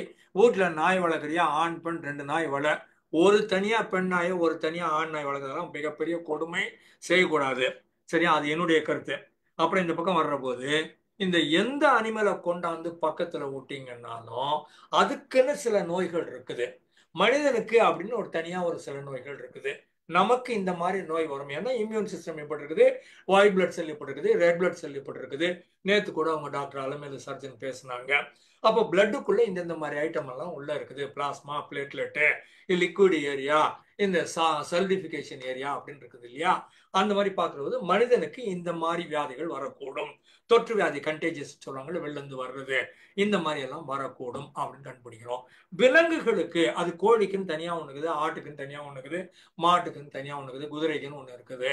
அப்போ இது நாய்க்கு கோழிக்குன்னு இருக்குது. இவன் மனுஷன் அது பக்கத்திலேயே இருக்கிற போது அதனுடைய நோயெல்லாம் மனுஷனுக்கு கொடுக்குது. அப்ப மனிதன் வாங்கி வாங்கி அது கூட இருந்து இருந்து ஒரு நாள் 2 நாள் இல்ல, 1000 வருஷம் 10,000 வருஷம் 1,00,000 வருஷம் இருந்து இருந்து இம்யூனிட்டி டெவலப் பண்ணிக்கிறான். இவனுக்குள்ள தற்காத்து கொள்ளுகிற பாதுகாப்பு உள்ள வந்துருது. அப்புறம் அந்த குதிரைகள் இருந்து என்ன வந்தாலும் இவன் ஒன்றும் பண்ணாது, மாடுகையில இருந்து எது வந்தாலும் ஒன்றும் பண்ணாது, அது கழுதைகள் இருந்து வந்தாலும் ஒன்றும் பண்ணாது, நாய் கோழிகள் இருந்து வந்தாலும் ஒன்றும் பண்ணாது அப்படின்னு இம்யூன் சிஸ்டம் டெவலப் பண்ணானுங்க. இதை முதல்ல டெவலப் பண்ண ஏரியா ஐரோப்பா. 20 உடைஞ்ச குட்டி குட்டி சேர்ந்த உடைந்த நாடுகள் சேர்ந்த ஏரியா வந்து ஐரோப்பா. இந்த ஐரோப்பாக்காரன் தான் உலகத்துல இருக்கிற எல்லா கொடுமையும் பண்ணவன், எல்லா வளர்ச்சியும் பார்த்தவன். இந்த அமெரிக்கா யுஎஸ்ஏ வளர்ந்துச்சுன்றீங்களே, அது அமெரிக்காவே கிடையாது, அது குடிபெயர்ந்த ஐரோப்பியர்கள். இது பிரிட்டிஷ் காலனில எங்கேயுமே வந்து எல்லா நேரமும் விடிந்து கொண்டே இருக்கும், எங்கேயுமே இருள் சூறாதுமாங்க. அப்படின்னா அவன் குளோபல் இருக்கிற எல்லா நாட்டையும் பிடிச்சி வச்சுக்கிறான். காலனி ஆதிக்கம்னு பேரு. அவன் எல்லாத்தையும் எல்லா நாடையும் பிடிச்சது காரணம் அங்கிருந்து புறப்பட்டான் பிரிட்டிஷ்காரன். எல்லா நாடு இந்தியா உள்பட எல்லா நாட்டையும் பிடிச்சான். ஒரே மாறுதல் என்னன்னா, அமெரிக்காவில் இருக்கிற மொத்த பேரையும் கொண்டானுங்க உள்ள இருக்கிற பழங்குடியினரை. இந்த பக்கம் ஆஸ்திரேலியாவுக்கு போனா ஆஸ்திரேலியா பழங்குடியினர் மொத்தத்தையும் கொண்டுட்டான். இந்தியாவில் இருக்கிற ஆளை கொல்லாம விட்டான். கூட இருந்தா ஒரு 500 வருஷம் தான் நம்மளை கொல்லாம விட்டான். அதுதான் நமக்கு செஞ்சு அவன் நல்ல காரியம்னு வச்சுக்கோங்களேன். மற்றபடி அவன் எல்லாத்தையும் போட்டு ரொம்ப இயல்பான செய்தி அவங்களுக்கு. சொல்ல வர்ற செய்தி இது, அவங்க கிட்ட இருந்து வந்ததுனால இவனுக்கு இம்யூனிட்டி ஒன்று டெவலப் ஆயிடுச்சு. இந்த இம்யூனிட்டி டெவலப் ஆனதுக்கு அப்புறமா இது இவனுக்கு தெரியாது, இதெல்லாம் இவன் சயின்ஸ் எல்லாம் படிக்கல, இவனுக்கு அறிவு ஞானம் எல்லாம் ஒன்றும் கிடையாது. he has developed his own immunity. ஆனா அந்த வியாதிக்கான எல்லா கிருமியும் உள்ள வச்சிருக்கிறான். எல்லாம் கண்ட்ரோல் இருக்குது. அது கால்ராவாக இருக்கலாம், என்ன எது வேணா இருக்கலாம், மலேரியாவா இருக்கலாம், எல்லா கிருமியும் உள்ள வச்சுக்கிறான். எல்லாம் அது எதிர்ப்பு சக்தி இவனுக்கு வந்துடுச்சுங்கிறதுனால அந்த நம்ம எல்லாம் அம்மா இது போடுவோம்ல, இங்க நானே 2 வச்சிருக்கிறேன். அம்மா எனக்கெல்லாம் அம்மா குத்தி இருக்கிறாங்க. சில பேருக்கு இங்க மேல குத்தி இருப்பாங்க, சில பேருக்கு குத்தாமலே விட்டுருப்பாங்க. எங்கெல்லாம் அந்த காலத்துல இது பெரிய இது கஷ்டம். கையை நீட்ட சொல்லி ஆன்னு அழுது 3 நாள் ஜுரம் இருந்து அப்புறமா அதுக்கு அம்மா முட்டையெல்லாம் கொடுத்து சரி பண்ணாங்க. ஸோ இம்யூன் சிஸ்டம் வளர்க்குறோம்.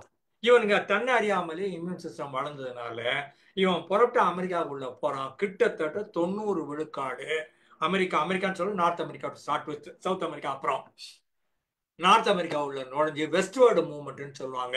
ஈஸ்ட்ல இருந்து நுழைஞ்சான் எங்க, இந்த New York, பாஸ்டனு, north Carolina, new Jersey எல்லாம் இருக்கு இல்லையா. இந்த ஏரியா ஒரு 14 ஸ்டேட் இருக்குது இந்த ஈஸ்ட் பார்டர்ல. வெஸ்ட் பார்டர்ல 3 தான் இருக்குது, ஆரகன் ஒன்று, கலிபோர்னியான்னு ஒன்று, வாஷிங்டன் ஒன்று. மொத்தமா இவன் வந்து உள்ள நுழைஞ்ச உடனே இவன் கிருமியை பரப்பி இவன் கிருமியால செத்து போனான். இவன் கொன்னது கூட ரொம்ப கம்மி. இவன் கொன்னதை போல 10 மடங்கு இவன் கையில இருந்த கிருமிகளினால் இந்த இன்ஃபெக்ஷன் பரவுச்சு. இந்த கிருமி எல்லாம் எங்க இருந்து வந்தது? ஆடு மாடு கழுத குதிரை போன நாயில இருந்து வந்தது. அதை வாங்கி இவன் சமாளிச்சு அதை கொண்டாந்து கொடுத்து இந்த ஜெர்ம்ஸ் சொல்றது முழுக்க என்னன்னு கேட்டீங்கன்னா, இந்த ஜெர்ம்ஸ் இவன் தன்னை அறியாமலே பரப்பினான். இதை பரப்புனதுனால அங்க இருக்கிற நேட்டிவ் பீப்புள், அவங்களுக்கு தெரியாது, அவங்களுக்கு இம்யூன் சிஸ்டம்னு ஒண்ணு கிடையாது. எதிர்ப்பு சக்தி எப்போ வரும்னா ஏதாவது ஒரு ப்ராப்ளம் இருந்தால் தானே வரும். அவனுக்கு தான் ப்ராப்ளமே கிடையாது. அவன் இயற்கையோடு இயந்த வாழ்வுன்னு ரொம்ப சமுதாயத்தில் அவன் வெயில் அடிச்சா என்ன பண்ணணும்னு தெரியும், மழை அடிச்சா என்ன பண்ணணும் தெரியும், பனி அடிச்சா என்ன பண்ணணும் தெரியும், காற்று அடிச்சா என்ன பண்ணணும் தெரியும், எங்க எது விளையும்னு தெரியும். அவன் சாப்பிட்டு ரொம்ப அருமையா இயற்கையோட இயல்பா அவன் இருந்தான். ஷெட்யூல்டு ட்ரைப்னு சொல்றோம் இல்லையா, அந்த மாதிரி அவனுங்க பட்டியல் இனத்தை சேர்ந்தவங்க பழங்குடியினர்கள். அவங்க எல்லாம் ரொம்ப நல்லா இயற்கையோட இருந்தானுங்க. நம்மால் உள்ள வந்து நுழைஞ்சான் பாருங்க இந்த யூரோப்பியன், இவன் மொத்த பேரையும் நாசம் பண்ணான். ஆஸ்திரேலியாவோட நுழைஞ்சான், அங்க இருக்கிற அவ்வளவு பேரையும் கொலை பண்ணான். அவன் எங்கெங்கெல்லாம் சவுத் அமெரிக்காவில் நுழைஞ்சான், அங்க இருக்கிற அவ்வளவு பழங்குடியினரையும் கொலை பண்ணான். இவன் தன்னை அறியாமலேயே அத்தனை பேரையும் கொலை பண்ணி மிச்சத்தை மீதியே அவன் ஸ்டீல் வச்சு, ஸ்டீல்னா கத்தின்னு சொல்லுவோம் இல்லையா, கேடயம்னு சொல்லுவோம், ஈட்டின்னு சொல்லுவோம், ஆர்மமெண்ட்ஸ்ன்னு சொல்லுவோம் இல்லையா, அதெல்லாம் எடுத்துன்னு போனான். அதை வச்சு போரிட்டான். அவனுக்கு தெரியாது, அவன் பழங்குடினா சும்மா உட்காந்துக்கிறான். அவனுக்கு மிஞ்சி போனா வில்லு அம்புன்னு ஏதோ ஒண்ணு தெரியும். அந்த அம்பும் அவன் மரத்துல தான் பண்ணுது, இது கிடையாது. இவன் இங்க இருந்து கன் வேற எடுத்துன்னு போனான், கன் பவுடர்னு குண்டு வேற எடுத்துன்னு போனான். இங்க இருந்து அவன் சுட்டா அவன் பாக்குறான் கடவுள் தான் அனுப்புனார் போல இருக்குது, நரகத்துல இருந்து வந்துக்கிறானுங்க போல இது உனக்கு சைத்தானுங்க. ஏன்னா அவனுக்கு தெரியாது இந்த டெக்னாலஜி தெரியாது, கன்னுன்னா என்னன்னு அவனுக்கு தெரியாது. இந்த ஈட்டி, கத்தி, சோடு இல்ல வெறும் முழுக்க முழுக்க ஸ்டீலால பண்ண ஆயுதங்கள். அவனை அடிச்சோம்னா அவன் கேடயத்தை வச்சு தடுத்துக்கிறான், இவனுக்கு தெரியாது. அவனுங்க ஏதோ கையில இருக்கிறத வச்சு தடுக்கிறானுங்க, அவனுக்கு மிச்சம் மீதி குத்தி உள்ள போயிருது. சாப்பிட்டா துணி தலகாணி மாதிரி ஒண்ணு வச்சு பாக்குறான், இந்த தலகாணியும் தொலைச்சிட்டு வந்து உள்ளுக்குள்ள அவனை குத்திடுது. இவனுக்கு எங்க இருந்து வந்தானே உனக்கு தெரியல, வானத்துல இருந்து வந்தான்களா பேய் பிசாசா இவனுக்கு படுவாவிகள், இவன் என்ன வச்சுக்கிறான்னு அவன் மெட்டீரியல் புரியல. இது யுவல் மகாராஜ்லன்னு சொல்லியிருப்பேன், இந்த பெரிய பெரிய விலங்குகள் மேமோத்தம்பாங்க, இது யானை மாதிரி ரொம்ப ரொம்ப பெருசு, இந்த மாதிரி நிறைய இருந்தது. டைனாசர்லாம் சொல்றாங்க அதெல்லாம் இருந்தது. அதெல்லாம் இந்த மனுஷன் ஒரு 60 கிலோ 70 கிலோல வர்ற போது, அட நீ இருக்கிற 5 அடி 6 அடி 50 கிலோ 60 கிலோ, நான் யாரு 1000 கிலோ, நான் 10 அடி உயரம், நான் எவ்வளவு பெருசு தெரியுமா அப்படின்னு இது கிட்டப்பா பார்த்துருந்து நம்ம ஆளு அம்பு விட்டான், நம்ம ஆளு துப்பாக்கியால சுட்டான், நெட் ரிசல்ட் செத்து போச்சு. அது பை த டைம் இவன் சொல்றான் இவன் இதுதான் பண்றான்னு அது கண்டுபிடிக்கிறதுக்குள்ள ஒரு 1000 10,000 வருஷம் ஓடிச்சு. அதுக்குள்ள மொத்த இனத்தையும் நம்ம நாசம் பண்ணிட்டோம். அது புரிஞ்சுக்க முடியல, அது இவ்வளவு சின்னவனா இருக்கிறானே நம்மள என்ன பண்ணிட போறான் அப்படின்னு தான் இந்த பெரிய விலங்கு பார்த்தது. அந்த மாதிரி தான் இந்த பழங்குடியினர்கள், இவங்களும் நம்ம சைஸ் தானே இருக்கிறானுங்க, சரி கொஞ்சம் பேச்சு பார்க்கலாமேன்னு பார்த்தா அவன் அங்க இருந்தே சுட்டான், அங்க இருந்தே எல்லாத்தையும் பண்ணான். ஸோ ஸ்டீல் ஒன்று கிடைச்சது அவனுக்கு, பிளஸ் கன் ஒன்று கிடைச்சது. கன்னு 100 மீட்டர் தள்ளி இருந்து 500 மீட்டர் தள்ளி இருந்து சுட்டா ஆள் செத்து போறான். பக்கத்துல வந்தா இவன் இரும்பால வெட்டுறான், நம்ம ஆளு கட்டை வச்சுன்னு சமாளிச்சு பாக்குறான், அவனால முடியல. 19 இவங்கையில இருந்து கிருமி மூச்சு காத்துல இருந்து வருது. நம்ம கொரோனா பரவுச்சுன்னு சொன்னோம் இல்லையா, அந்த மாதிரி ஒண்ணு உள்ள நுழைய நுழைய எப்பெல்லாம் இவன் பக்கத்துல வர்றானோ மொத்த பேரும் ஒண்ணு மூச்சு காத்துல செத்து போறான், இல்லைன்னா கன்ல செத்து போறான், இல்லைன்னா துப்பா கத்தியால செத்து போறான். அவனை அடிக்கலாம்னு பார்த்தா கிடையாது வச்சு தட்டுறான், அவனை அடிக்க முடிய மாட்டேங்குது. இந்த நெட் ரிசல்ட்ல என்ன ஆச்சுன்னா டொமஸ்டிகேட்டட் பிளான்ட் அனிமல் வருது, ஜெர்ம்ஸ்ன்னு ஒண்ணு வருது, மிலிட்ரி பவர் கன்னு ஸ்டீல் ஒன்று வருது. அவனுங்க ஆயிரக்கணக்கில் 10,000த்துல இருக்கிறானுங்க, நம்மால் 100 பேர் கன்னும் கத்தியும் எடுத்துன்னு போறானுங்க, கேடையும் எடுத்துன்னு போறானுங்க, அடிச்சு கொண்டு போறானுங்க. அவன் ஷாக்கில் பாக்குறப்பே செத்துறான். சைக்கலாஜிக்கல் வார்ஃபேர்னு என்னதான் நடக்குதுன்னு அவனுக்கு புரியவே இல்லை. எங்க இருந்து இவ்வளவு ஆற்றல் வந்தது, இவ்வளவு பவர் வந்தது, இது ஏன் என்ன தாக்குது, இந்த ஆள் ஏன் என்ன அடிக்கிறான்னு அவனால டீகோடே பண்ண முடியல. he cannot even understand. அந்த இடத்துல தான் இவங்க மேல வந்து அடிச்சு போட்டுறானுங்க. ஸோ ஒரு பக்கம் இவனுக்கு இம்யூனிட்டி சிஸ்டம் வர்றதுக்கு முன்னால இவன் நிறைய செத்தாங்கிறது தனி கதை. கூட கூட இருந்து இவனால் சமாளிக்க முடியாத அத்தனை மனிதர்களும் செத்து போனாங்க. யாருக்கு இம்யூன் சிஸ்டம் நல்லா இருந்ததோ, வலிமை உள்ளது எஞ்சும்னு டார்வின் சொன்னானோ, அந்த ஆளு மிச்சம் நின்னா அவன் பிரீட் பண்ணி அவன் எல்லாம் வலிமை உள்ள ஆளா இந்த எதிர்ப்பு சக்தி இருக்கிற மனித இனத்தை அவன் உருவாக்கினான். அந்த மனித இனம் உலகம் பூரா பரவ ஆரம்பிச்சது. அது பரவி எல்லாரையும் கொலை பண்ணி எல்லா நாட்டையும் எடுத்துச்சு. அதனால இன்டெலிஜென்ஸ் காரணம் அல்ல, பிறப்பின் அடிப்படையில் இது வரல. இதுக்குன்னு தனியா உங்களுடைய திறமை, ஆற்றல், என்ன புத்திசாலித்தனம், இல்ல கிளவர்னஸ், இல்லைன்னா அறிவாற்றல், நுண்ணறிவு, இது ஒண்ணுமே கிடையாது. உனக்கு இம்யூன் சிஸ்டம் நல்லா இருந்தது, மற்றவெல்லாம் செத்துட்டு உன்னுடைய பரம்பரையில முன்னோர்கள் உனக்கு இம்யூன் சிஸ்டம் பிரமாதமா கொடுத்துக்கிறானுங்க, நீ வேணுங்கிற இடத்துல விளைச்சல் பண்ண முடியுது. அதனால உனக்கு நிறைய விளைச்சல் பண்ணுதுன்னா சர்ப்ளஸ் கிடைக்குது. அவன் ஒரு ஏக்கர்ல அவன் பண்ணி விட்டான்னா இவன் மிஞ்சி போனா என்ன, உடுப்பது நாழி உண்பது உடுப்பது 4 முழம் உண்பது நாழிம்பாங்க. 4 ஆளுக்கள் இப்பெல்லாம் ஒரு ஆளுக்கு சாப்பிட்றது ரொம்ப பெரிய கஷ்டமா இருக்கு, தனி கதைன்னு வச்சுக்கோங்களேன். உடுப்பது 4 முழம் வேட்டி இல்ல ஒரு புடவை, 4 ஆளுக்கு மேல நீ என்னத்த சாப்பிட போற 4 வேலைக்காக. ஆனா வயல்ல தான் விளைச்சிடுறோம்ல, அப்ப சர்ப்ளஸ் வந்துருச்சு. சர்ப்ளஸ் வந்துச்சுன்னா இவங்க எல்லாம் நேரம் இருக்குது சிந்திக்கிறதுக்கோ, வேற ஏதோ செயல்படுறதுக்கோ, ஒரு டெக்னாலஜியை உருவாக்குறதுக்கோ, ஒரு போராடுவதற்கான ஆயுதத்தை கண்டுபிடிப்பதற்கோ, அதற்காக நேரத்தை செலவிடுவதற்கோ இவன் கையில இருக்குது. ஏன்னா சாப்பாடு நிறைய இருக்குது இல்ல. நேற்று வரைக்கும் இவன் யாருன்னு கேட்டீங்கன்னா இதுன்னு சொல்லுவோம், ஒரு போராளி வெளியில ஓடி போனா இவனை கொல்லக்கூடியதுகிட்ட இருந்து தப்பிச்சான், இவன் கொல்லக்கூடியது கொன்னா சாப்பிட்டான், வேட்டைக்காரனா இருந்தான். மனுஷனுக்கு அடிப்படையில முதல் பேரை வந்து நான் பல நேரங்களில் சொல்லியிருக்கிறேன், அவன் பேரு வந்து வேட்டையாடுற ஆளு, அவன் வந்து ஹண்டர். ஹண்ட் பண்ண முடியாதவன் ஃபோரேஜர்னு மாறினா, கலெக்டர்னு மாறினா என்ன, அவன் வந்து வயசான ஆளா இருக்கும், இல்ல பெண்ணாக இருக்கும், இல்ல குழந்தையா இருக்கும், இல்ல சிக்கா இருக்கும், இல்லைன்னா சண்டையில அடிபட்ட ஆளா இருக்கும். அவங்க வந்து இருக்கிற நிக்கிறத பிடுங்கி சாப்பிடுறது, செடியில கொடியில இல்லைன்னா மரத்துல ஏறி பிடுங்கி சாப்பிடுறது, அந்த வேலையை மட்டும் செய்வாங்க. போராடக்கூடிய திராணியோ தெம்போ அதற்கான ஆற்றலோ அவங்க கையில கிடையாது. அதனால அடிப்படையில போராடுறவன் தான் மதிக்கப்பட்டான். புடிங்கி சாப்பிடுறவன் சோம்பேறியாக இருந்தான். இவன் என்ன பண்ணான், நிலத்தை விளை வச்சுட்டு பக்கத்துலயே உட்காந்து இவ்வளவுதான் சாப்பாடுக்குதே, நம்ம வேற என்னடா பண்ணலாம், இல்ல எவன் குடிய கெடுக்கலாம் அப்படிங்கிற சிங்கம் இவனுக்கு வருது. எவன் நாட்டை போய் அடிச்சு புடிங்கின்னு வரலாம், அந்த மாதிரி சிந்தனைகளும் வரும்ல. இது உட்கார்ந்து இருக்கிறீங்கன்னா உங்களுக்கு என்ன வேணா சிந்தனை வரும். அந்த மாதிரி சிந்தனை வர்ற போது இவன் மற்ற வெளிநாட்டுக்கு போய் இது எல்லாத்தையும் நாசம் பண்ணுகிறான். மற்ற கல்ச்சரை கெடுக்கிறான், மற்ற நாடை கெடுக்கிறான், மற்ற விலங்குகள் பறவைகள் மீன்களை கெடுக்கிறான். மனுஷன் எங்கெங்கெல்லாம் கால் எடுத்து வச்சானோ அதெல்லாம் நாசமா போயிடுது. இந்த கலப்பகாஸ் ஐலண்ட் ஒன்று தப்பிச்சுது. ஆனா எங்கெங்கெல்லாம் மனிதன் முதலாக குடியேறினானோ அப்ப அங்க இருக்கிற பல்வேறு உயிரினங்கள் அழிந்து போன. ஒன்ஸ் அண்ட் ஃபார் ஆல் திருப்பி நீங்க உருவாக்கவே முடியாத அளவுக்கு ஒட்டு மொத்தமா டெசிமேஷன் சொல்லுவாங்க. டோட்டல் கொலாப்ஸ் அத்தனையும் கொண்டுட்டு இவன் இன்னைக்கு உயிர் வாழ்ந்து கொண்டிருக்கிறான். எல்லா இடத்துலையும் இருக்கிறாங்க. அப்ப டால்பின் இருக்கும்னா அங்கதான் இருக்கும்னு அர்த்தம். இந்த புலி சிங்கம் இருக்கும்னா இங்கதான் இருக்கும்னு அர்த்தம். அதுக்கு ஒரு ஒரு என்வாரன்மெண்ட் அதுக்கு ஒண்ணு வச்சிருக்கிறோம். டால்பினை நீங்க எங்க கொண்டாந்து மயில் வீட்டுல வச்சானுங்க, மூணும் செத்து போச்சு. நீங்க வீட்டுக்குள்ள புலி சிங்கம் எல்லாம் வளர்க்கவும் முடியாது. அதுக்கான என்வாரன்மெண்ட்னு ஒண்ணு இருக்குது. ஆனா நம்மளால குளோபல் முழுக்க போனா 2000 கிலோமீட்டர் நான் எங்க வேணா உயிர் வாழ்ந்துக்கிறேன் வாடா அப்படின்னா, எந்த குளிரா இருந்தாலும் சரி, எந்த வெயிலா இருந்தாலும் சரி, நான் அதுக்கேற்ற மாதிரி ட்ரெஸ் அட்ஜஸ்ட் பண்ணிக்கிறேன்னா, அங்க இருக்கிறத பிடிச்சி நான் நெருப்புல காமிச்சு அதுல இருக்கிற ஜெர்ம்ஸ் எல்லாம் கொண்டுட்டு நான் சாப்பிட்டுக்கிறேன் அப்படின்னா, அப்போ டைஜஸ்ட் சிஸ்டம் மாறுச்சு, மூளை மாறுச்சு, சர்ப்ளஸ் அக்ரிகல்ச்சர் கிடைச்சது, இவனுக்கு சிந்திக்கிறதுக்கு நேரம் கிடைச்சது. சிந்திப்பதன் மூலமாக பல்வேறு வன்முறைகளையும் செய்ய தொடங்கினான் அப்படின்னு அவர் சொல்றாரு. அதுதான் இந்த கன் வந்தது, அதுதான் இந்த ஸ்டீல் வந்தது, அதுதான் இந்த அக்ரிகல்ச்சர் வந்தது, அதுதான் டொமஸ்டிகேட்டட் அனிமல் வந்தது, அதுதான் இவனுக்கு ஏராளமான நேரம் கிடைத்தது. அதனாலதான் இவன் சிந்திக்க ஆரம்பிச்சான். அதனாலதான் இவன் நிறைய பழங்குடியினரை உலகம் பூராவும் அழிச்சு ஒழிச்சு எல்லா கண்டத்தையும் மாற்றினான் அப்படின்னு சொல்றாரு. இது அறிவாற்றலாம் ஒன்றும் கிடையாது, உங்களுக்கு புத்தாலித்தனம்னு ஒன்றும் கிடையாது, நீங்க நேர்மை நல்லவரு அப்படிங்கிறதெல்லாம் ஒன்றும் கிடையாது. இதுக்கு அவர் பேரு ஜியாகிராபிக் டிட்டர்மினிசம் அப்படின்னு வைக்கிறாரு. Popularize the term geographic determinism without being rigid or simplistic. He doesn't say geography is everything, but that it was a starting domino that set off a cascade of advantages or disadvantages. கேஸ்கேடுன்னு சொன்னோம்னா silver கேஸ்கேட்னு ஒன்று கேள்விப்பட்டிருப்பீங்க, கொடைக்கானல் போற வழின்னு நினைக்கிறேன். பெருசா இப்படி தண்ணி கொட்டுது இல்லையா, அதை கேஸ்கேடுன்னு சொல்லுவாங்க. அந்த மாதிரி கொட்டிக்கிட்டே இருக்கிறது இல்ல, அதெல்லாம் கேஸ்கேடிங் எஃபெக்ட்னு சொல்லுவாங்க. டாமினோ எஃபெக்ட்பாங்க.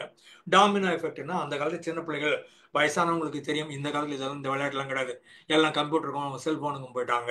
அந்த காலத்து விளையாட்டுல இந்த போஸ்ட் கார்டை மடிச்சு மடிச்சு ரெண்டா ரெண்டா மடிச்சு இப்படி நிக்க வச்சு இப்படி இப்படி நிக்கும். அது வரிசை இப்படி வச்சோம்னா ஒன்னை தட்டி விட்டோம்னா டட் டட் டட் டட்னு தட்டி அதை அப்படி சுத்தி சுத்தி சுத்தி சுத்தி போய் எங்கன்னா இப்படி லெஃப்ட்ல போய் ரைட்ல போய் அப்படியே யாரு அதிகமா வைக்கிறாங்க, யாரு அதிகமா குமிச்சு ஒண்ணு மேல ஒண்ணு வச்சு பண்றாங்க அப்படிங்கிறதுலாம் அந்த காலத்துல நாங்க விளையாடிய விளையாட்டுகள். காலையில இருந்து சாயங்காலம் வரைக்கும் பண்ணுவோம். கீழே விழுந்துச்சுன்னா அவ்வளவுதான், அன்னைக்கு பூரா ஆஹா போச்சேடா அப்படின்னு இருக்கும். அந்த டாமினோ எஃபெக்ட் மாதிரி இவர் என்ன சொல்றாரு, ஜியாகிராபிக்கலா உனக்கு அட்வான்டேஜ் இருந்தது, நீ ஈஸ்ட் வெஸ்ட்ல இருந்த, உனக்கு தேவையான தட்பவெப்ப நிலை இருந்தது, டொமஸ்டிகேட் பண்றதுக்கு உனக்கு அனிமல் இருந்தது, உனக்கு அக்ரிகல்ச்சர்ல சர்ப்ளஸா கிடைச்சது, உனக்கு நேரம் கிடைச்சது, நீ உனக்கு போடுறதுக்கு தண்ணி கிடைச்சது, தண்ணி இருக்கிறதுனால நீ நகரவும் முடிஞ்சது, இஷ்டமா 50 கிலோமீட்டர் 100 கிலோமீட்டர் போகவும் முடிஞ்சது. அதெல்லாம் உனக்கு ஜியாகிரபில இருந்து வந்த அட்வான்டேஜை தவிர உனக்குன்னு புதுசா ஒரு மூளை யாரும் வைக்கல, உனக்குன்னு அறிவாற்றல்னு ஒன்றும் எதுவும் கொடுக்கல. உன் ஏரியால இருந்தது, இன்னொருத்த ஏரியால தண்ணியே இல்லை, வெயில் மட்டும் அடிச்சுது, வனவிலங்கு மட்டும்தான் இருந்தது, உன்னை கொள்ற மாதிரி இருந்தது. நீ சொல்ற பேச்சை கேட்கற மாதிரி ஒரு விலங்கு கூட டொமஸ்டிகேட்டட் அனிமலே உனக்கு கிடைக்கல. அப்போ டிஸ்அட்வான்டேஜ். ஜியோகிராபிக்கலி நீ இருக்கிற இடத்துல ஒன்றும் உனக்கு கிடைக்காது. ஏன்னா இருக்கிறதெல்லாம் ஒன்று அடிக்கிற மாதிரி இருக்குது, வெயில் ஜாஸ்தி அடிக்குது, எதுவும் விளைய மாட்டேங்குது, தண்ணியே இருக்க மாட்டேங்குது, ரிவர்னு ஒன்று கிடையவே கிடைக்க மாட்டேங்குது. அப்ப நீ டிஸ்அட்வான்டேஜ்ல இருக்கிற. அறிவாற்றலுக்கு சம்பந்தமே கிடையாது, முழுக்க முழுக்க ஜியாகிரபி பூகோளம் அப்படின்னு சொல்றாரு இவரு. விவிட் எக்ஸாம்பிள்ஸ் இதுல நிறைய ஒரு காமிக்கிறார். இந்த மாதிரி எங்கெங்கெல்லாம் மக்கள் 100 பேர் போய் ஒரு 1000 பேரை கொல்றது, 100 பேர் போய் 1,00,000 பேரை கொல்றது, அடக்கி ஆடுறது, மாத்துறது, இதெல்லாம் பார்த்தாங்க. அந்த காலத்துல உங்களுக்கு அடிப்படை நியாய தர்மம் அறம் அப்படிங்கிறதெல்லாம் ஒண்ணும் கிடையாது. அவனும் இருக்கட்டும் நானும் இருக்கட்டும், இது பாவம் அவன் இருந்த இடம்லாம் கிடையாது. அவனை போட்டு தட்டோம்னா நம்ம எடுத்துக்கலாம், ஆம்பளைங்க எல்லாம் போட்டா பொம்பளைங்க எல்லாம் கூட்டியும் போயிடலாம். இது கேட்டா இவங்க everything is fair and love and வாருமா. நீ லவ் பண்ணுன்னு முடிவு பண்ணிட்டா யாரை வேணா போட்டு தரலாம், நீ போர் எடுதுன்னு முடிவு பண்ணிட்டான்னா எவனை வேணா போட்டு தரலாம்.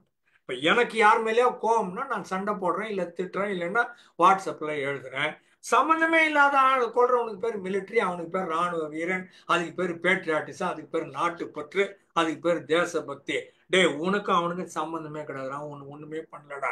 உன் தலைவர் மோசம், அவன் தலைவர் மோசம். நீ போய் அவனை வெட்டிட்டு வந்து ஆகா நான் யார் தெரியுமா, இதுக்கு பேர் தேசபக்தி தெரியுமா?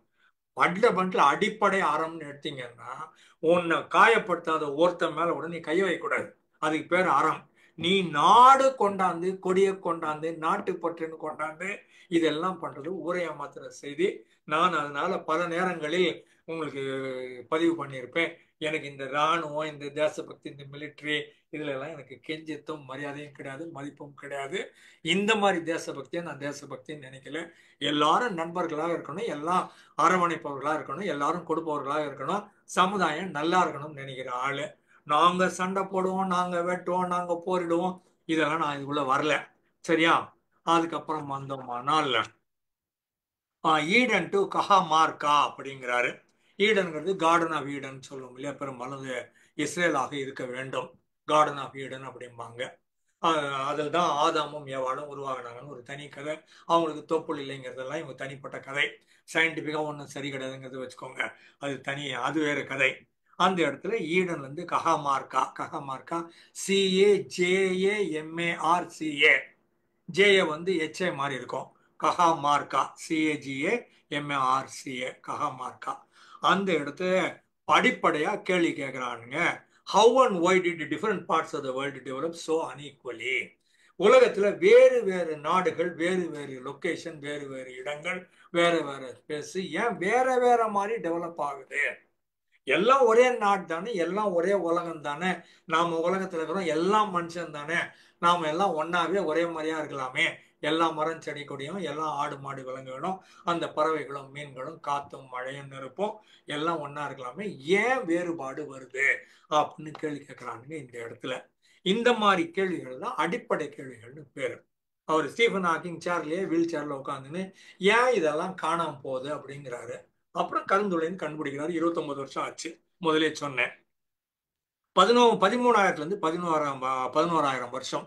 அதாவது 13,000னா இங்க இருந்து ஆரம்பிச்சு 2000 மைனஸ் பண்ணிட்டு அந்த பக்கம் 11,000 வச்சுக்கோங்களேன். பிஃபோர் கிரைஸ்ட் 11,000 வருஷம். Homo sapiens originated in Africa, migrated on all sides outward. By 11,000 BC, humans had colonized almost all continents. அப்படின்னா எல்லா கண்டத்துக்குள்ளேயும் அவங்க நுழைஞ்சிட்டாங்க 11,000 வருஷத்துக்கு முன்னால. அப்போவும் பெருசா வேறுபாடு எல்லாம் கிடையாது. மனிதர்களுக்குள் எந்த வேறுபாடும் இல்லை. அந்தந்த மனிதர்கள் அந்தந்த தீவுல, அந்தந்த கண்டத்துல, அந்தந்த காட்டுல, மலையில, அந்தந்த ஸ்பேஸ்ன்னு சொல்லும் இல்லையா, வயக்காடு மாதிரி உனக்கு கிரியேட் பண்ணி விட்டதுல, சமவெளியில, புல்வெளியில, ஸ்டெப்பிஸ்ம்பாங்க, அந்த மாதிரி இடங்கள்ல இருந்தாங்க. இயல்பா ஹண்டர் கேதரர் அப்படின்னு வேட்டையாடுபவர்களாக இருந்தார்கள்.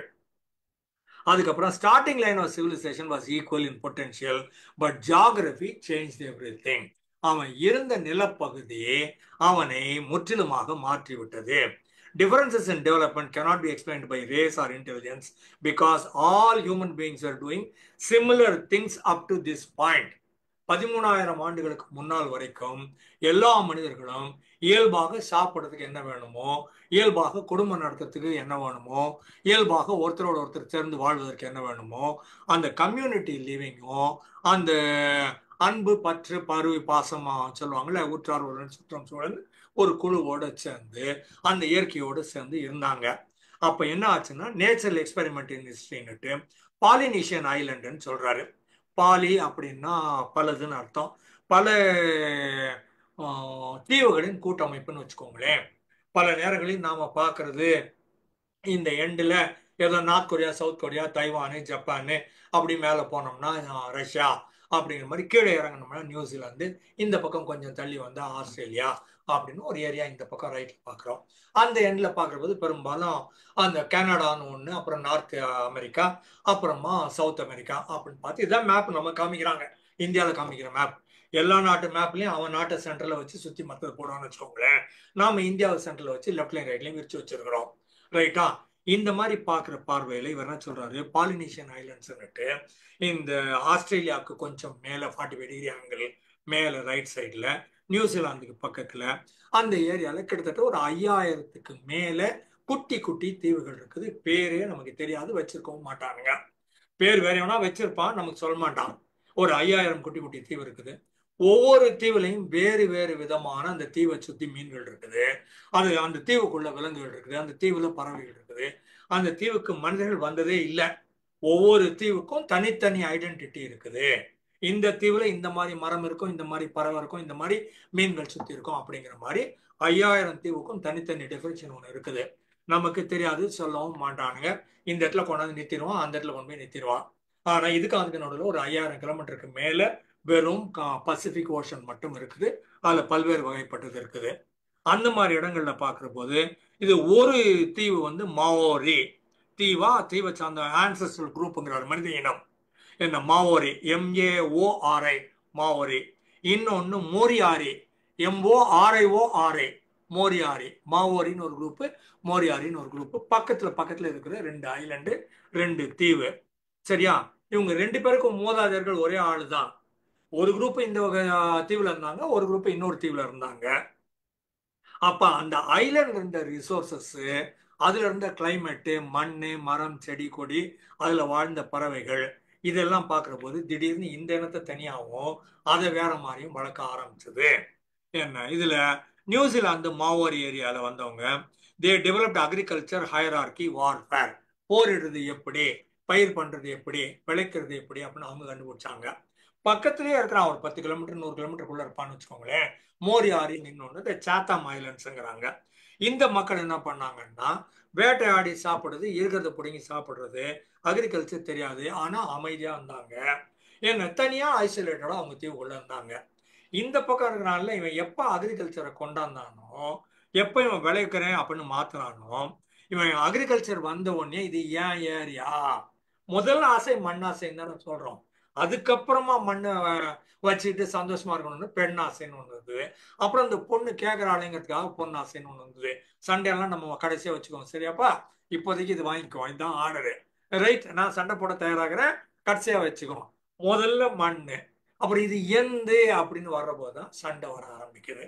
அதனால எப்போ ஒரு மனுஷன் மண்ணு எந்துன்னு சொல்றானோ, அப்ப இன்னொருத்தன் எந்தன்னுவா, இல்ல ஒன்று கிடையாதும்மா, இல்ல நம்பளுதம்மா, இல்லைன்னா நம்ம 2 பேரையும் சேர்த்து போட்டு வேற ஒருத்தன் எடுத்து போயிடுவான்.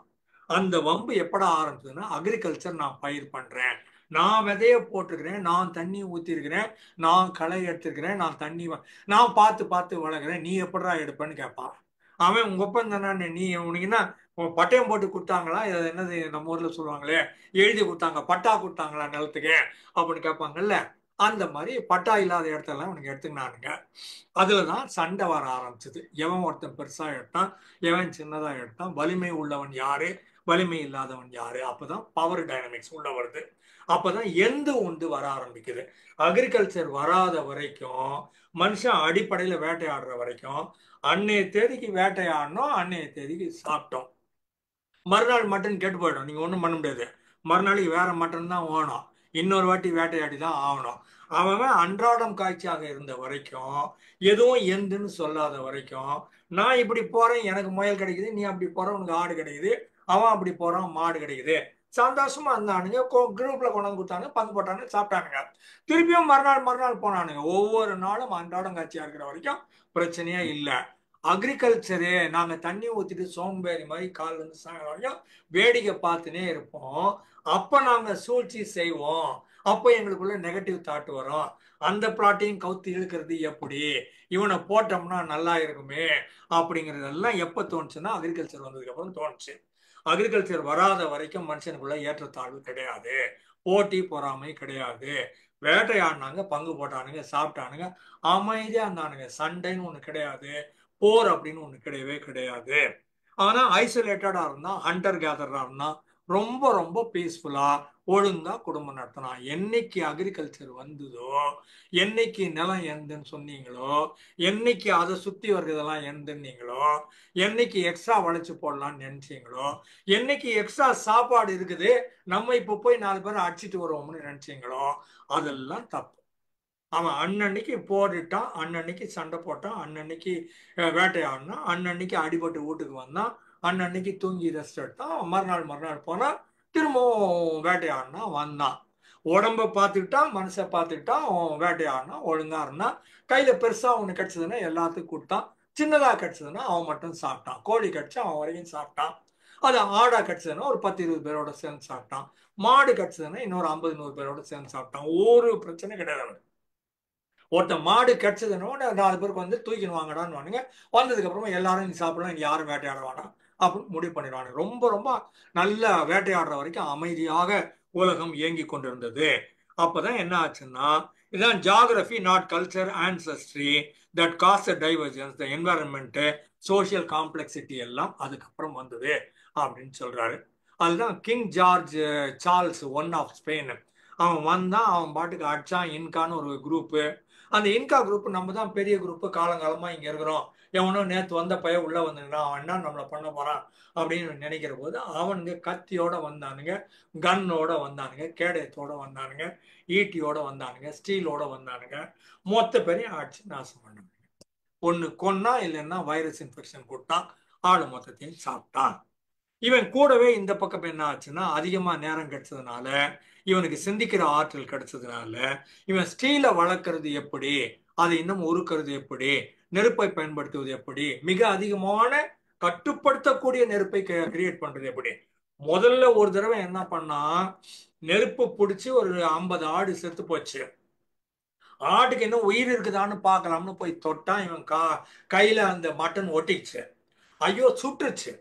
சுட்ட உடனே ஐயோன்னு தூக்கி வாயில வச்சானா, இப்ப சாப்பிட்டது நல்லா இருக்குது. ஆஹா, இந்த மட்டன் நல்லா இருக்குதே. அப்புறம் என்ன பண்ணான்னா, பக்கத்துல எங்கெங்க 50 ஆடு இருக்குதோ அங்கெல்லாம் போய் கொளுத்துனானுங்க. மொத்தமா இவனுக்கு வேண்டியது ஒரு ஆடு, 50 ஆடு, 100 ஆடு, 50 மாடு, 50 குதிரை, 50 பன்றி, எல்லாத்தையும் போட்டு கொளுத்தி கொளுத்தி எதுக்கு ஒரே ஒண்ணு வேணுன்றதுக்கு கொளுத்துனான்.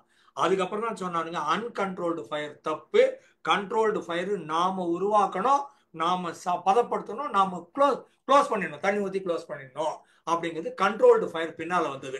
ஒரிஜினலா ஃபயர் தான் வந்துச்சு.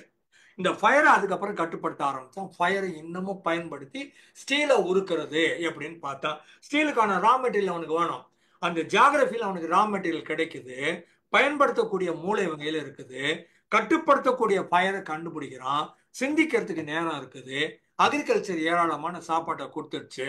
அழகா உட்காந்து ஸ்டீல் டெக்னாலஜி அப்படின்னு பண்ணானுங்க. ஸ்டீலை ஏராளம் பயன்படுத்த ஆரம்பிச்சான். இது மிகப்பெரிய வலிமை. மற்ற இது வரைக்கும் பார்க்காத செயற்கையாக உருவாக்கப்பட்ட ஒரு ஸ்டீல் வலிமை. இது மனிதனுக்கு இல்லாத வலிமை. நார்மலா இங்க வயிறுன்னு எடுத்தீங்கன்னா வலிமையும் கிடையாது, ஒரு மண்ணாங்கட்டியும் கிடையாது, எது குத்தினாலும் உள்ள போயிடும்.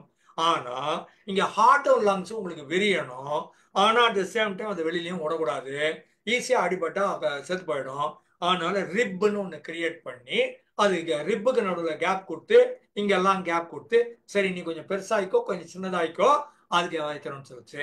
மூளை ஐயா அது ரொம்ப கஷ்டப்பட்டு ஆப்பா, அதை மொத்தமா ப்ரொடெக்ட் பண்ணி ஆகணும். எல்லா பக்கமும் எலும்பு வச்சு டோட்டலா மூடி மொத்தமா ப்ரொடெக்ட் பண்ணி வச்சிருக்குது. இயற்கையோட டிசைன். ஸோ டைஜஷனுக்கு வேணுங்கிற ஏரியாவில் ஒன்றும் பெருசா ப்ராப்ளம் இல்லை, உற்று எலும்பே வைக்காத அப்படின்னு சொல்லியிருக்குது. இவன் என்ன பண்ணான்னா, ஸ்டீலை என் சௌரியத்துக்கு கொண்டாறேன் அப்படின்னு சொல்லும்போது, எதை வேணாலும் இவனால ப்ரொடெக்ட் பண்ண முடிஞ்சு, யாரை வேணாலும் இவனால அடிக்கவும் முடிஞ்சு, காப்பாற்றிக் கொள்வதற்கும் ஸ்டீல் உதவுச்சு, கொலை பண்றதுக்கும் ஸ்டீல் உதவுச்சு, வார்லையும் உதவுச்சு. பிளஸ் என்ன பண்ணா, ரைட்டிங் அப்படின்னு ஒன்று ஆரம்பிச்சானுங்க. இவனை எழுத்து அப்படின்னு ஒன்று கொண்டு வந்து, அதுக்கப்புறம் எழுத்தை வார்த்தையாக மாற்றி, சொல்லா மாற்றி, சொல்ல வாக்கியம் ஒரு சொற்றொடராக மாற்றி, அதுக்கப்புறம் ஒரு பத்தியாக மாற்றி, அதுக்கப்புறம் பக்கமாக மாற்றி, அதுக்கப்புறம் பெருசா கட்டுரையாக்கி ஒரு நாவல் புதினம்ங்கிற அளவுக்கு பெருசா 100 பக்கத்துக்கு எழுத முடியுது இல்ல. இந்த எழுத்தாற்றல் வந்ததுக்கு அப்புறமா இது டேஞ்சரு, ஜாக்கிரதையா இரு, இது நம்ம அடிச்சா நல்லது, இந்த மாதிரி அடிச்சா அவன் செத்துருவான், இந்த மாதிரி இருந்தா நாம தப்பிச்சுக்கலாங்கிறதெல்லாம் எழுத ஆரம்பிச்சானுங்க. இதை எழுதி எழுதி மத்தவனுக்கு கொடுக்க ஆரம்பிச்சானுங்க. அப்புறம் ராஜா என்ன பண்ணான்னா வரி இவங்கிட்ட வாங்கணும், வாங்கிட்டோம், வரி வாங்க வேணும், இவன் பேரு, இவ்வளவு நிலம், இவ்வளவு வரி வேணும் அப்படிங்கிறதுக்காக ராஜா வந்து அக்கௌண்டிங்காக பணம் சம்பாதிப்பதற்காக கிரியேட் பண்ணி அதனால எழுத்து வளர்ந்தது. அதுக்கப்புறம் தற்காத்து கொள்வது எப்படி அப்படிங்கிறதுக்காக எழுத்து வளர்ந்தது. அதுக்கப்புறமா மற்றவங்களை அடிச்சு சாப்பிடுறது எப்படி அப்படிங்கிறதுக்காக எழுத்து வந்தது. அடிப்படையில் இதுக்குதான் வந்தது. நீங்கள் நானும் சந்தோஷமா கம்யூனிகேஷன், இன்டர் பர்சனல் ரிலேஷன்ஷிப், அன்பு, பாசம், ஒரு மண்ணங்கட்டி கிடையாது. துட்டு கொடு ராஜா கேட்டாரு, அதுக்காக எழுத்து வளர்ந்தது. அவனை அடி, அவங்க எல்லாம் அடி வாங்காம தப்பிச்சுக்கோ, ஒரிஜினலா இதுக்காகத்தான் எழுத்தை கொண்டு வந்தார்கள். பின்னால நீங்க இன்னைக்கு காதல், நீங்க நல்லா, நீங்க பாசம் பண்ணீங்க, இதெல்லாம் புருடா. ஒரிஜினலா எழுத்து கொண்டு வந்தது சோர்ஸ், நோக்கமே வேற. சரியா? அதனால இவர் என்ன சொல்றாரு, இந்த மாதிரி பார்க்குற போது அக்ரிகல்ச்சர் வந்தது, இவன் வேட்டையாடுறவன் மாறினா உலகம் இந்த மாதிரி மாறுச்சு அப்படின்னு சொல்றாரு. இதுல கன்னை பத்தி நிறைய பேசுறாரு, ஜெர்ம்ஸ் பத்தி, வைரஸ் இன்ஃபெக்ஷன், இம்யூனிட்டி, அதை பத்தி நிறைய பேசுறாரு. ஸ்டீல்ல இருந்து வந்த கன்னை பத்தி பேசுறாரு. அப்புறம் ஜியாகிரபி உங்களுக்கு எப்படி எல்லாம் உதவுச்சு உலகம் பூரா அப்படின்னு சொல்றாரு. மனித இனம் ஏன் இவ்வாறு சிந்தித்தது, ஏன் இந்த மாதிரி இருக்குது, அதனால அன்ஈக்குவல் டெவலப்மெண்ட் வந்தது அப்படிங்கிறாரு. நார்த்து சவுத்தா இருந்தீங்கனாலும் உங்களுக்குள்ள இன்இக்வாலிட்டி வந்துடும், ஒரே மாதிரி சமமாக இருக்க முடியாது. ஈஸ்ட் வெஸ்டா இருந்ததுன்னா ஒரு பார்டர்ல ஒரே லைன்ல இருந்தீங்கன்னா நல்லா இருப்பீங்க. அந்த இடத்துல டொமஸ்டிகபிள் அனிமலும் இருக்கணும், பிளான்ட்டும் இருக்கணும். அந்த இடத்துல உங்களுக்கு ஒரு வாட்டர்வே இருக்கணும். அந்த இடத்துல ஃபர்டைலா ஒரு லேண்ட் இருக்கணும். அந்த இடத்துல உங்களுக்கு வேணுங்கிறதெல்லாம் கிடைக்கக்கூடியது இருக்கணும். அந்த மாதிரி இருந்ததுன்னா நீங்க இதெல்லாம் பண்ண முடியும். இந்த மாதிரி பண்ணி தான் உலகம் வளர்ந்தது. கிராஜுவலா வந்து இன்னைய தேதிக்கு நாம இன்னைக்கு இப்படி இருக்கிறதுக்கு காரணம் இந்த கன்னும், இந்த ஜெர்ம்ஸும், இந்த ஸ்டீலும் தான். அக்ரிகல்ச்சர் வந்ததுதான் இது இந்த மாதிரி கொண்டாந்து விட்டுச்சு. அக்ரிகல்ச்சர் ரெவல்யூஷன் ஆகா, பால் புரட்சி, வெண்ணெய் புரட்சி ஆகா, கோதுமை புரட்சி ஆகா, டே எல்லாத்துக்கு பின்னால யாராலும் செத்து போய்கிறானுங்கடா, அது தனி கதை. அதனால இந்த புக்கில் இந்த 3 மெயின் ஏரியா சொல்றாரு. உலகம் மாறியதற்கு காரணம் அறிவாற்றல் அல்ல, உங்களுடைய நிலப்பகுதி காரணம் அப்படின்னு சொல்றாரு. நிறைவு செய்கிறேன். நன்றி, வணக்கம்.